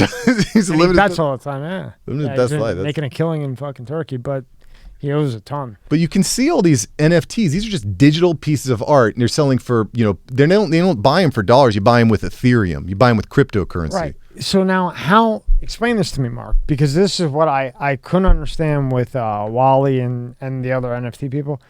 Okay, how is that not a copyright? Right there you have the answer. Okay, Reebok owns that. Okay, and then you have him on NBC right there playing against Jordan. How is that not a fucking copyright issue? Well, so that's a good question, and to be honest, I'm not 100% sure. But what makes it unique is that it's coded, it's put into this block, it's put on the Ethereum blockchain, right? So it's locked in, it's transparent, everyone can see it. Now, Mark, why Ethereum and not like douchebag? Dougecoin or lithium or one of the other ones? Well, Ethereum, the Ethereum cryptocurrency is used to buy things on the Ethereum blockchain, right? So Ethereum blockchain is like, I don't know, can you think of a coding like CCS or CSS coding language? Like you build programs on these coding languages. This is probably not a perfect example, but the Ethereum blockchain is like a platform with which you can build things onto. So it's like a server. So like you're building something on a server and then you implement that into an NFT or whatever. Yeah, I mean, that's probably a decent analogy. Yeah, like a server. But there's all sorts of different blockchains you can build stuff on, right? So like Solana is another big one where you're seeing a lot of NFTs, but it's just a really fascinating space, right? And by the way, most of those Allen Iverson NFTs that are selling for $500, $1,000, they're going to zero. Really? Almost all of them are going to go to zero. Now why? Because the demand is not going to be able to meet the supply of all the NFTs that are out there right now. So it will get oversaturated. Completely oversaturated. And then, just like the internet boom in 2000, there are thousands and thousands of websites and people are investing all their life savings. And then out of that, you got like, Amazon and, AOL, right? So that to me, Tommy, is why I'm starting this podcast, because I want to learn. I want to know, like, what is the stuff I need to watch out for?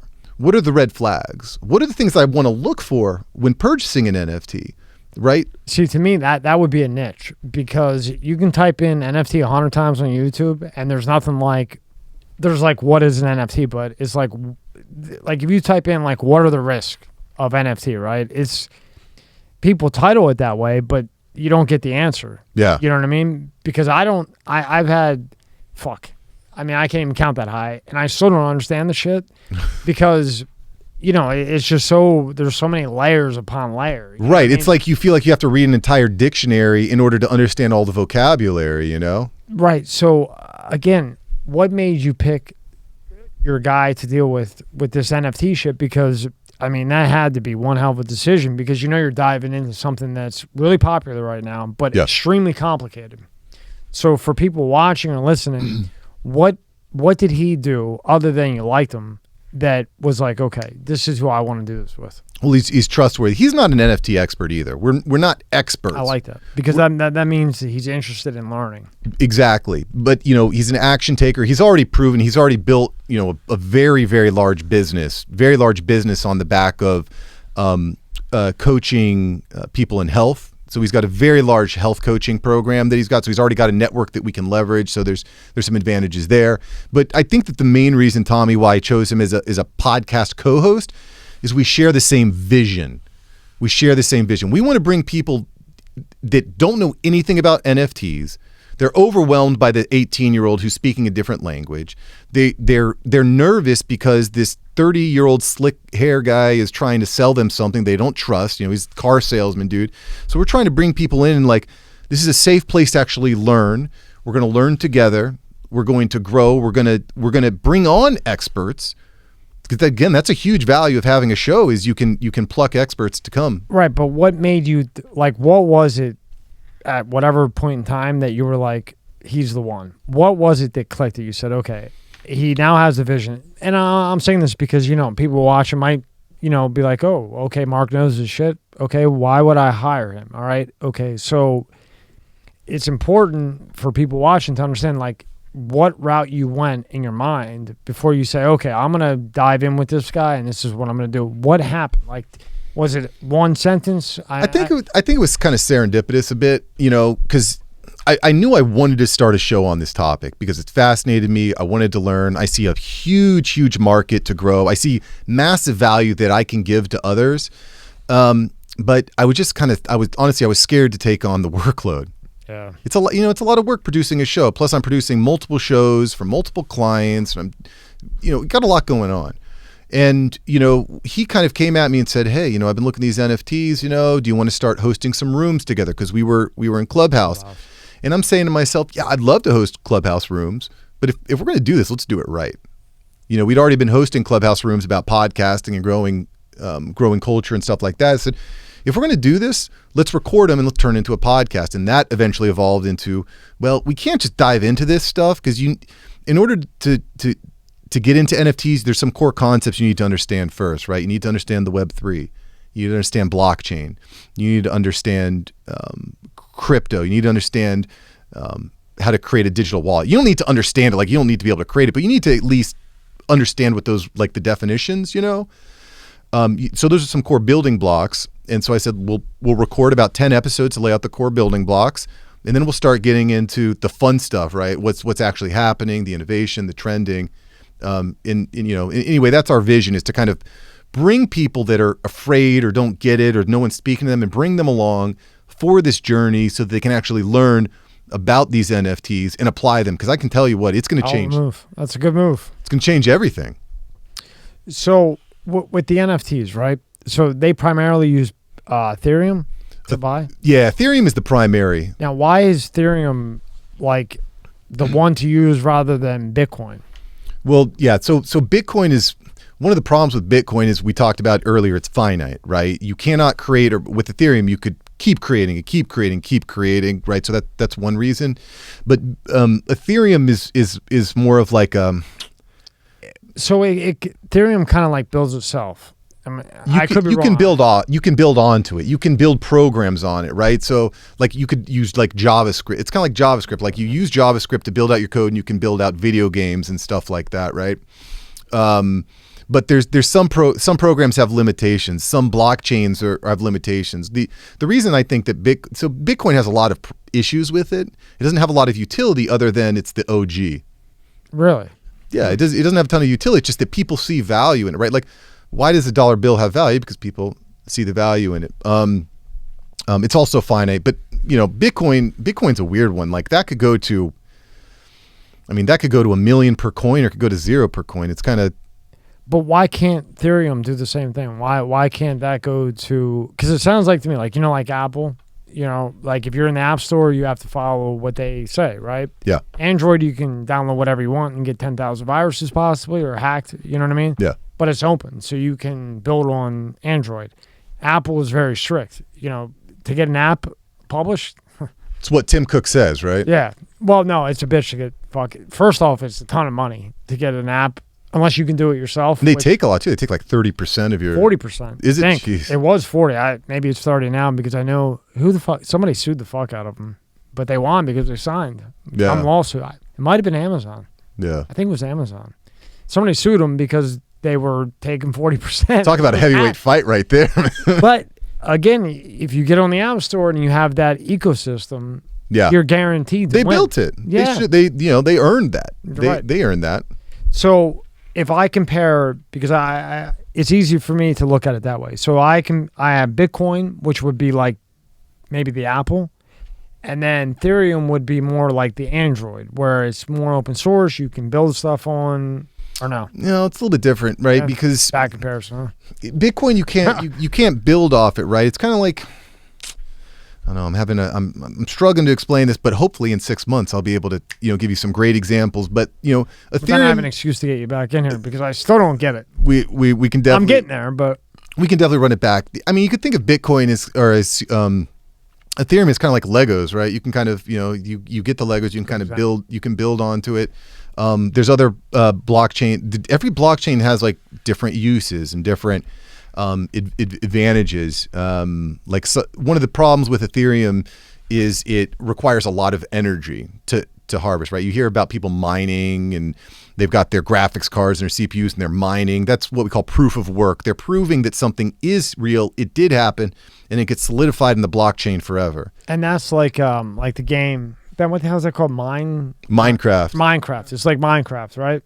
Yeah. Okay. Yeah. And you build like your little territory like that, right? Right. And if we go back to that Snoop Dogg example, you know, if you buy that little plot of land in that metaverse next to Snoop Dogg, which is built on the Ethereum blockchain, there's many different games and experiences that are built on the Ethereum blockchain. That's, again, kind of like the foundation. You could do whatever you want. You know, you could do whatever you want. You could, you know, you could sell hats. You could sell, you know. So now, why do you think Elon went with the Doge coin for accepting that? I think he understands pop culture. I think he just thinks it's funny. I think. I mean, you could see him like pump it, like he'll tweet about it and the Doge goes to the moon. Well, what did he put? What 2 billion into Bitcoin, and then it went to like 4 billion, and he pulled it out 2 or 3 days later because he put in like 2 billion. Yeah, it went to 4 billion, and he pulled it out. He's gotten a lot of flack for that. Well, he made 2 billion on it. Yeah. I mean, if you want to hate on the guy, you can hate on him, but to me, there's no hate. That's a hell of a move. Yeah, but it's like market manipulation, pumping and dumping. Yeah, but if he doesn't do it, someone else is going to do it. Yeah. But listen, I got no hate for Elon because, you know, if you can do it, you can do it. But I get why people are upset about that because, for sure, you know, if you buy in when he pumps, then he dumps. You're like, you're not a pump happy and dump. about it. Yeah. But I don't know. I think he's into Dogecoin because Dogecoin started out as a joke. It's just like, you know, crypto is stupid. It's a joke. I'm just going to make this little Shiba Inu into this little coin, and you know, it just became like this inside joke that people bought into, and that's why it kind of blew up. And also, like, he's also kind of like the innovator type of thing. You know what I mean? Like that label. So with him selling Tesla, you know what I mean? It kind of goes along together because he's using a blockchain format and accepting that type of payment, right? For these innovative cars that can drive themselves already. Yeah. You know, I mean, fuck. But I don't, again, I go back to it again. They act like the electric car or whatever is so much better than fossil fuels, but what do you do with the shit in the battery? The batteries are a problem. Isn't that worse than like fossil fuel or air? Yeah, I don't know, but certainly that the batteries are a problem. You need to find ways that they can store more, they can drive farther. Yeah, that's definitely one of the knocks against these electric cars. Is like throw them in the ocean right now. Well, yeah, that's not good. No, that's not good. There's a lot of shit in the ocean that we can't even get to. Yeah, you know, you're throwing fucking shit that goes all the way to the bottom. Yeah, what's that like plastic? There's like this huge plastic patch the size of Texas in the middle of the ocean. Bigger than Texas. It's Texas and California combined. That's all crazy. The plastic thrown in there. Now you have, you know, octopuses. Their IQ, their DNA is like 99.6% like you. It feels, it thinks. Octopuses are the smartest animal that there is compared to us. They're the closest. Maybe we'll have octopus. 0.4%. 0.4%. That's crazy. Away from us. Yeah. That's crazy. And they got 8 arms too. And they got fucking 8 arms with the brain. And they can go all the way to the bottom, you know? Yeah. Penguins are super smart too. They walk all the way like out of DNA nature. They walk all the way to the other end of the fucking Alaska and walk all the way back. Half of them croak, but they got to bring that egg back to the bitch. Yeah. So are you a cat guy or a dog guy? Well, I'm a dog guy. Yeah. Cats are cool, but cats are all right. Yeah, they're kind of boring. Yeah, I'm definitely a dog guy. Yeah, dog does the whole paw thing, you know. So like, if you're having a bad day and it paws you and still likes you, you're like, oh fuck. You know, I'm a dog guy. Yeah. Dogs are. I mean, like cats to me are always like, you know, like looking like condescendingly. Yeah, they're like cocky little fuckers, right? Just because they can jump and land. Like these motherfuckers can fly. You could throw them and like you could toss them off like a 20-story building and they'll land on their feet and they think they're cool. Yeah. Now a dog is not going to end up so well 20 feet above, but the cat is like, when it feels like it likes you. When it's not in the mood, forget it. You can get all the catnip and get it high as a kite. You better invest in catnip, right? Yeah. No, I'm a dog guy too. Dogs, and we talked about this a little bit earlier, is like, you know, humans will let you down time and time again. They're doing shady stuff. We're just selfish. Humans are selfish, right? We do things, almost everyone. Do you know anyone that actually does anything selflessly? No. Zero. They don't exist, right? No. Isn't that wild? Yeah, because when I was growing up, they were there. And, you know, I remember my great-grandfather, he was a shoe man, and he went to him and said, hey, are you going to be a shoe man forever? Like somebody said that to him. Well, this is what's paying the bills, I guess. And he died a shoe man. Did it forever. Yeah. You know what I mean? But you don't see that anymore. And like Yeah. we said earlier, it's like nobody goes for it anymore. It's like they're so afraid to fail or whatever, but you have to fail to win, in my opinion. I can't remember the exact piece of data on this, but so this is kind of like a marketing keyword, social media, technical thing. But gosh, I wish I could remember this exact study, but there was a study done, and by far, I'll let you guess at this, right? By far, what is the most common word that people type online? Ben, what do you think? Honestly, I couldn't tell you. The most common word types on like a Not in search, just like typing to people, In typing general. at people. Yeah, like if you and I were typing back and forth, what is the most common word that people type? What are you doing? Maybe. What? What are you doing? I don't know. I feel Good like guess. I feel like the big one. Like what? That's you what it doing? should be. I by would the say, how about where are you? Oh. What's the number one? It's a I. I what? Me, I. Selfish. By far. By Really? far. And you know what? That's the biggest problem I think that Fucking weird, huh? that's the biggest problem that marketers have. You're always talking about I can help you. I have a course. I want this. You know what? If you switch your eyes to use, everything changes. Right, because now you're for the person, not yourself. Yeah, because that person, all they're thinking about is I. So if I start saying you know, what do you need? What can I mean, it's hard to get away from I. What can I do for you, right? But I think that's something I've been really conscientious about is how can I stop using the word I and start using the word you? You know, Great point. Never thought about it that way, and nor did I know that I was the biggest one, but makes sense. And then it relates back to the selfish, or, you know, being Right. unselfish, and, you know, like the days of a businessman or whatever, first off, looking to help other people, and then if they benefit from it, great. Those days are kind of gone, in my opinion, where it's all about money. And especially with like YouTube or a podcast, it's like people don't get it. It doesn't happen overnight. It takes a long fucking time. for sure. And that's why you see these, you know, heyday makers thinking, oh, in 6 months I'm going to be this. No, you know, and one of the guests I had said it the best. It takes 10 years to become a comedian. But then when you apply that and you think about that, well, and this is David Lucas, who's opening for Rogan, 10 fucking years Yeah. to even have a shot at that spot. And he's been doing it 14 years, right? Yeah. And now only 10 years later, okay, is he in that facility, you know, for whatever reason, right?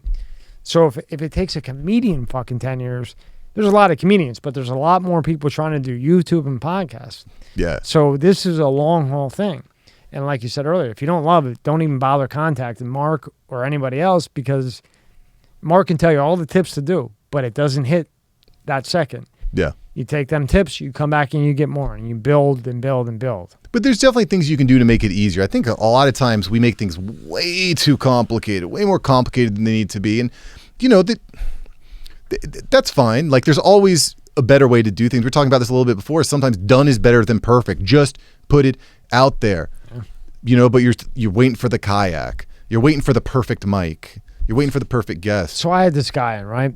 And killer singer, right? I mean, he can sing. I mean, he's up with the best of them. But to this day, I mean, he was in when I first started this shit, you know, a year and a month ago or 9 months ago. And I'm nice guy, very respectful, but he still hasn't put out an album. And singles, they go to the top, and they're at the top. They're really in the top 10. You know what I mean? But he's hesitant constantly to put out the album because he keeps trying to, like, perfect it. But as you were saying, it's never going to be perfect. It's never going to be perfect. You can sit there for 20 years, you know, put it the fuck out, see what happens, okay, and then wherever the weakness was, then you have facts to evaluate and see where the weakness was, and then you can correct. But if you don't put it out, what you think is perfect may not be perfect to me or you, right? Right. Yeah, one of the things that I made a real every year, you know, you set your New Year's resolutions and goals. But last year, one of my goals was I want to get on the phone with as many of my podcast listeners as possible, right? Because I believe that, right, you go through this process when you're creating it. You have a hypothesis, then you create, then you put it out there, and it always, people listen and you get the engagement back and it comes full circle, right? And with each revolution of the circle that you go through, you get a little bit better. Your show gets a little bit better and a little bit better. And people, I think Bill Gates said this, people they overestimate what they can accomplish in 1 year, and they underestimate what they can accomplish in 10. Right? Right. And you just keep taking those steps. You keep getting a little bit better. Those small improvements. I don't know about you, but I love Jordan Peterson. I love listening to Jordan. I do too. It's those small improvements. They just momentum. People don't talk about momentum. They talk about going viral. Right, but the momentum is the base because viral is one time. Right. So you go viral, okay, you get a gazillion whatever platform you're on, but momentum lasts. Right. It's like if you do SEO on a website, okay? Everybody thinks, oh, you need to keep doing it. No, those are manipulators because I did it for 15 fucking years. Once you're ranking, unless you're updating things every day, you really no longer need that person. Once it's ranking and you have it established, there's no need to continue paying whatever for SEO because you're already ranked, right? Yeah. So once you're ranked, you're ranked. They can do 1,000 updates, you're still going to be ranked. The only time you would need like an SEO guy or a girl, whatever it may be, is if you're constantly adding new things, because then you would want to SEO each item. Mm-hmm. You know what I mean? Well, and I think a lot of people too, they think that they can just run a bunch of ads. Like you can't throw money at a bad show. If your show is bad, you could throw millions of dollars at it. It's just not going to work. And the way you make it work is by putting it out there, listening to your audience and learning and getting better. I think it was Kevin Kelly said, he who fails the most times wins. I think that's 100% true because you learn every time. Right. And if you're failing, that means you're in the game. If you keep failing and you stay in the game, like you're doing something right. If it's just win, win, win, win all the time, no failure, like, are you playing what game are you even playing? Well, I would say you have no experience, right? Because you don't know, you don't have the portfolio that you've fucked up and failed, and now how did you win? So when you go into, the big business market, if I'm going to hire you and pay, whatever you're asking me to pay you, I want to see that you failed and you learned from your mistake, right? And I think that goes hugely with YouTube because everybody thinks it's like this, and it's just not. No. And NFTs is a whole nother ball game that you're diving into. I think now's the time, but that's a whole nother fucking thing. It is. And then you got the Web 3, Web 2, Web 4, I'm sure is coming, and whatever the hell else, and then you got Parler that's here, gone, Clubhouse. I mean, there's so many things so fast, it's impossible almost as a human being to keep up with. Well, if I could give anyone one piece of advice on what you should focus on right now, it's not learning how to dance or do it. It's learn what a blockchain is, what an NFT is, and how that impacts the market and the industry that you're in. Because it's going to be incredibly, incredibly profound. I think I heard Gary Vaynerchuk say this the other day, and it makes sense. Like, in 10 years, you're not going to get a receipt. You're going to get an NFT for the bread that you bought, right? Because the NFT is undeniable. It is locked into the blockchain, fully public, fully transparent. It's I don't know. It's a really cool. I don't know. It's really fascinating. Do you think humans will be chipped?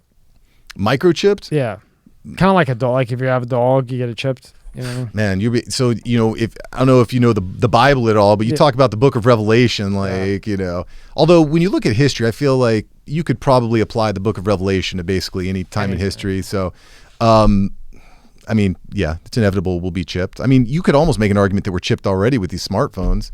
Well, we put it up the other day is that they're saying, who the fuck knows, but in time, I think so, that they're going to start basing your credit score on your web browsing, Oh, yeah. I think they're already doing it in some places, but, it's like this new big social thing. credit scores and stuff like that. 100%. Which is really scary. Really scary. And then when you dig into it and you find out who's behind, like I was saying earlier, like Twitter, Facebook, whatever these, all these companies, there's always one basis. And the basis is that they're all in cahoots somehow, some way together, Scary shit. Well, I don't know. There's a reason why CNN has lost 90% of its viewership. There's a reason why, What blows my mind with all of it is that all this shit these people do, and nobody goes to jail. Nobody. Pfizer pays $9 billion and walks away, and they kill how many people with oxys? Yeah. And then what was after oxys? The one with the R, oxys, whatever. Yeah.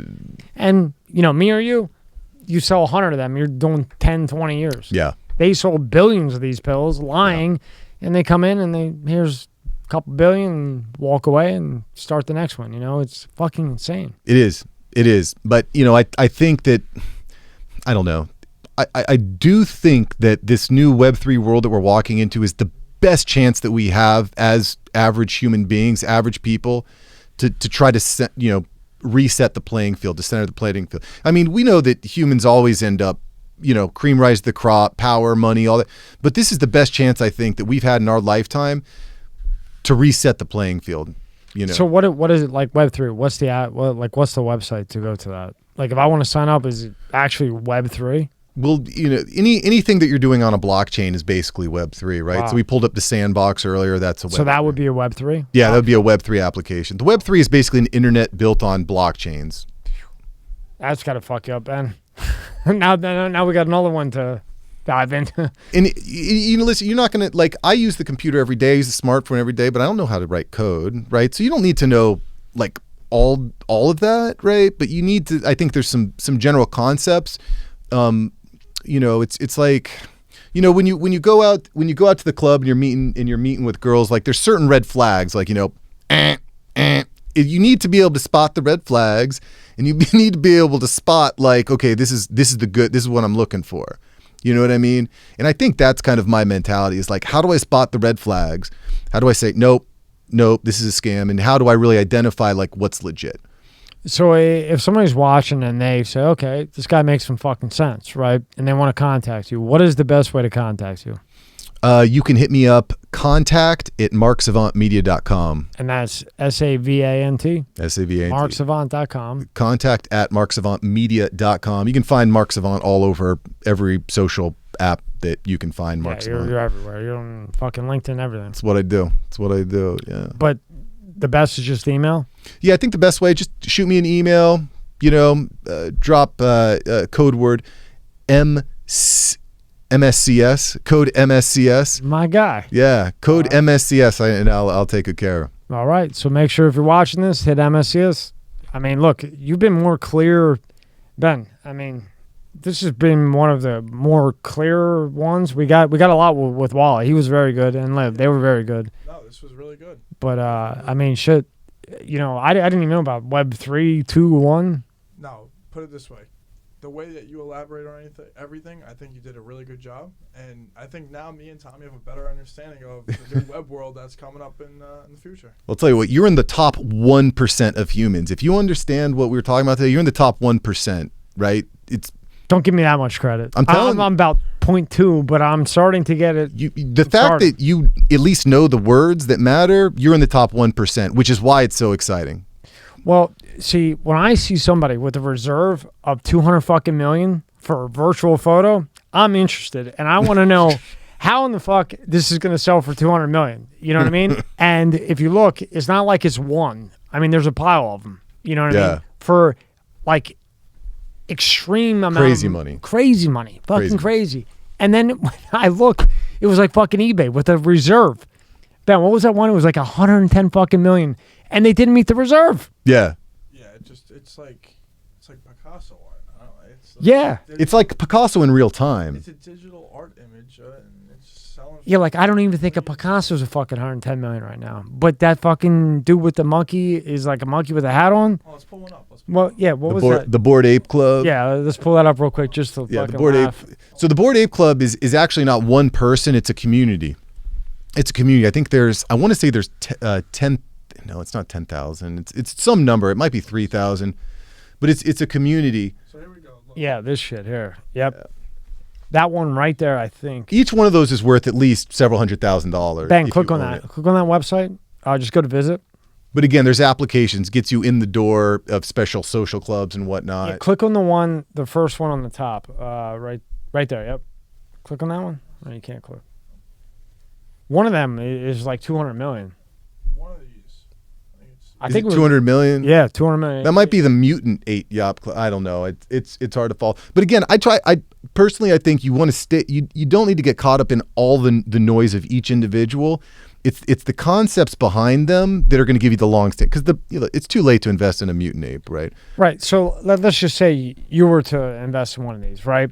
And then I won't hold you up any longer before your wife kills you. So out of these 6, right? If I have a gun to your head and I say, Mark, which one would you buy? Which one and why? And while you're thinking about it, we got a monkey with the closed eyes with a fucking Little beanie. what the hell you call it? Like a propeller on the top of his head? Look at his fur coat. He's got a nice fur coat on. He's got a nice fur coat. He's got some mink on. And the other guy's got a suit on. The other one's got a bow tie type suit. The other monkey's got an eyeball on his forehead with a piece of pizza hanging out. We got 2 guys with pizza, but one's got a crown on. So One's got a crown, one's got an eyeball on his forehead. So this is another. We don't need to go too deep down this rabbit hole, but these are all randomly generated, right? So what the artist does is the artist will choose like 100 different features, like a pizza, a hat, laser beam, whatever, and then they randomly generate them. And so the one you'd want to buy would be the most rare of all of the combinations, as it were. Okay. But again, there's other benefits that the creator can put behind them too, like access, different early giveaways, meetings, VIP. There's a restaurant in New York City that's holding VIP that you can get special meals if you have the right NFT. There's another this is a pretty cool thing that there's a restaurant doing, is they're basically crowdsourcing the restaurant based on NFT. So if you buy an NFT, you actually own one of the booths at the restaurant. So you can get a piece of that pie every time they sell food there, which is pretty wild. So there's some cool stuff happening. Fucking crazy. So my understanding now is like this is almost like a rare baseball card. That's it. It's almost like a rare baseball card. That's what that is. It's That's like it. the fucking So now, like, It's like the Luth Garrick of fucking. That's a big part of it. Yeah. That's not the only part, but that's why you're seeing these types of things go for crazy. So like you're trying to explain to us is now that with the rarity and everything else, it's like if it's authentic and it's like in the way it's supposed to be made, like it's going for big bucks. Right. As a baseball card or any other sports card. There's a reason why a PSA graded card is worth something. Right. Yeah. Great example, man. That was good. And you're getting it. And your follow-up. Yeah, I mean, we're slowly starting to get it, I'm telling you. We're getting to the 1%. We're getting to the 1%. Marathon, not a race. Right. We need another about 6 months to be at that 1%. We're almost there. Last thing. Who was your biggest influence with the podcast? Like, obviously, if you look around here, Joe Rogan's my influence. Ben loves pitching. Who's your favorite pitcher, Ben? Oh, man, my favorite. Who do you look up to? Favorite pitcher of all time, even though he's lefty on righty, Sandy Koufax. Oh. Career cut short. His career was cut short to arm injuries, but my personal opinion, if he stuck around, I mean, he was playing in the 50s and the 60s. If he stuck around, I think he would have been the best pitcher that ever walked the face of the earth. Yeah, that's my opinion. And who is your biggest and like who'd you? What was part of your motivation? Man, I've got so many different influences. I think that when it comes to the digital media space, this is so. I almost hate to say it because it's so cliche, but Gary Vaynerchuk has got to be. Knew it. I fucking. Knew I saw him live a few years ago. I went to a Tony Robbins it was a Tony Robbins event, and he's there's all these people doing rah rah rah and the real estate. We're gonna get you real estate. Go sign up in the back for the free real. It's $1,000 to get signed up. And I was trying to ask the guy questions, and he's like, the guy anyway. Going off an edge. The guy's like, I can't answer any of your questions. These people are trying to pay me $1,000. But Gary went up, he goes on stage and he's doing his thing. And at the very end, he just said something that I remember so profoundly. Said to the group, said, make more content, dick, in the only way that Gary can say. And I was like, that's it. That makes sense. Yeah. So that was a big moment. Tony Robbins drives me nuts because whenever I would drive back to Pennsylvania, this fucking guy, it was my luck. He must have been on tour or like I would stop halfway. Fucking every hotel in Georgia was fucking sold out. Have you ever seen him talk? Hell no. He's good. I don't want to see him. He's good. He's a little bit rah-rah, but I don't know.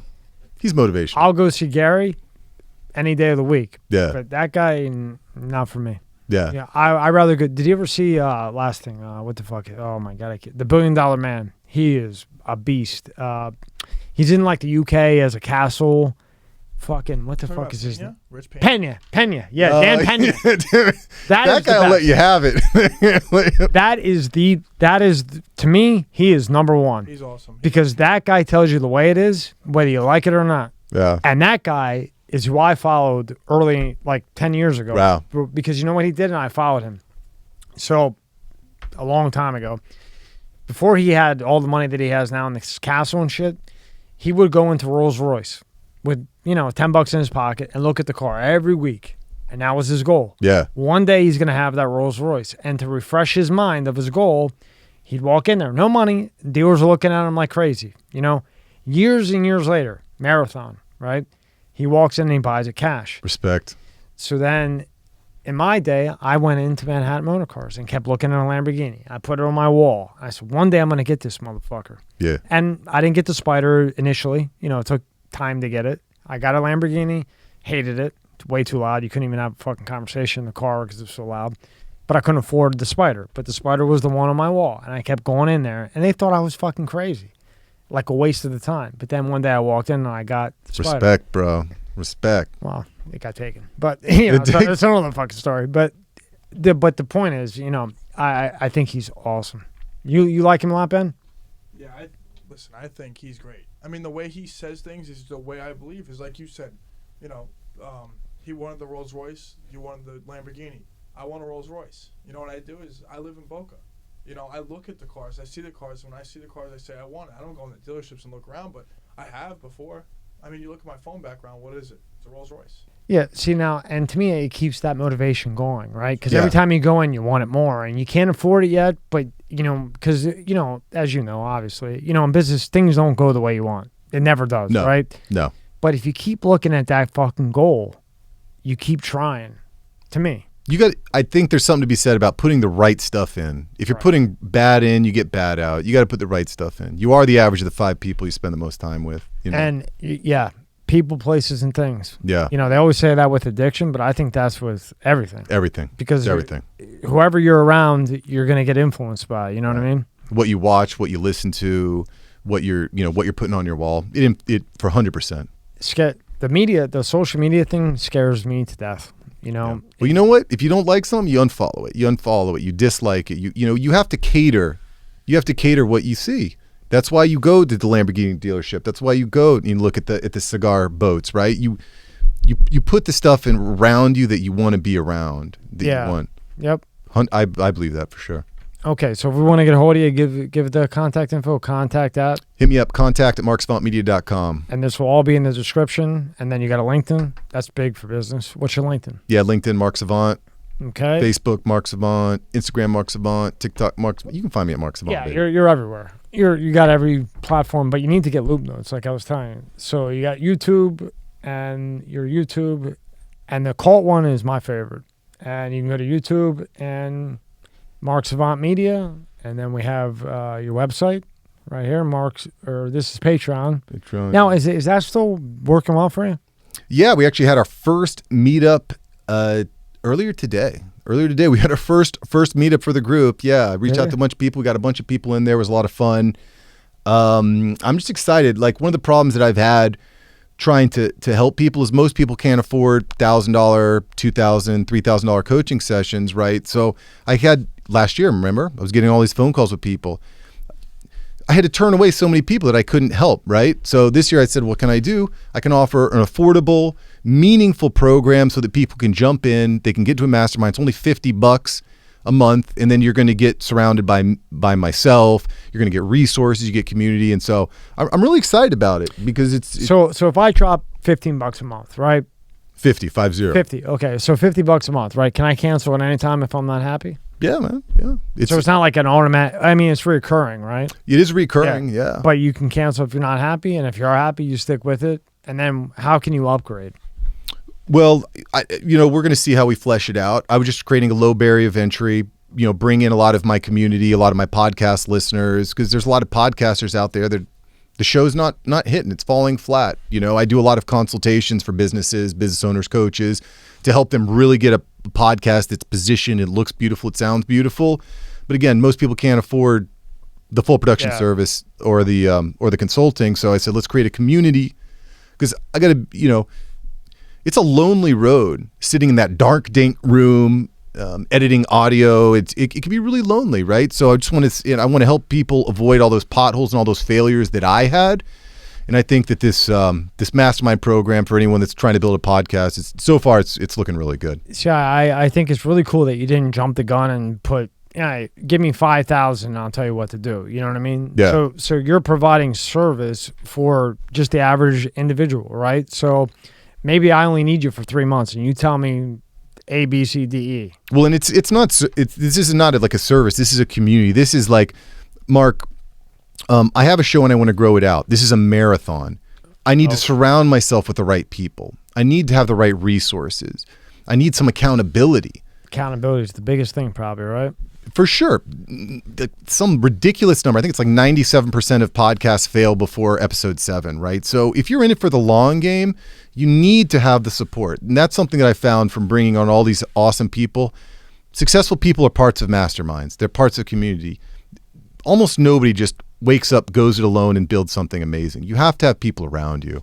Yeah, So. I think it's great. I think it's great what you're doing. Shout out to Tyler. Thanks for hooking this up because I'll tell you what, I mean, we're about 0.6%, I give it, at the shit. And then when you have your show, you come back and, you'll be able to maybe simplify it a little bit more, Yeah. Well, I'd like to. That's what I try to do, is try to educate in a fun way that can help you really level up. And I think with NFTs, it's important. I don't think you could have made it any more simpler, because it's a very complicated thing. And then Ben and I both look at it. It's kind of like that fucking rookie card, Jordan rookie card. And the fact that Ben could put that together. Well, that says you did something, Mark. Yeah. Because we weren't saying that earlier, right, Ben? No, you influenced us. Now we got a better understanding. So you did something good today. You're in the 1%. Fuck you, Ben. Why do you get 1%? I don't. I'm the fucker paying for all this shit. Just kidding. Love both of you guys. Thank you so much, Mark. And give me your word. You'll come back when you start this show up and tell me all about it. You got it, brother. If it's here, I'm here. All right. My man. Thank you, Mark.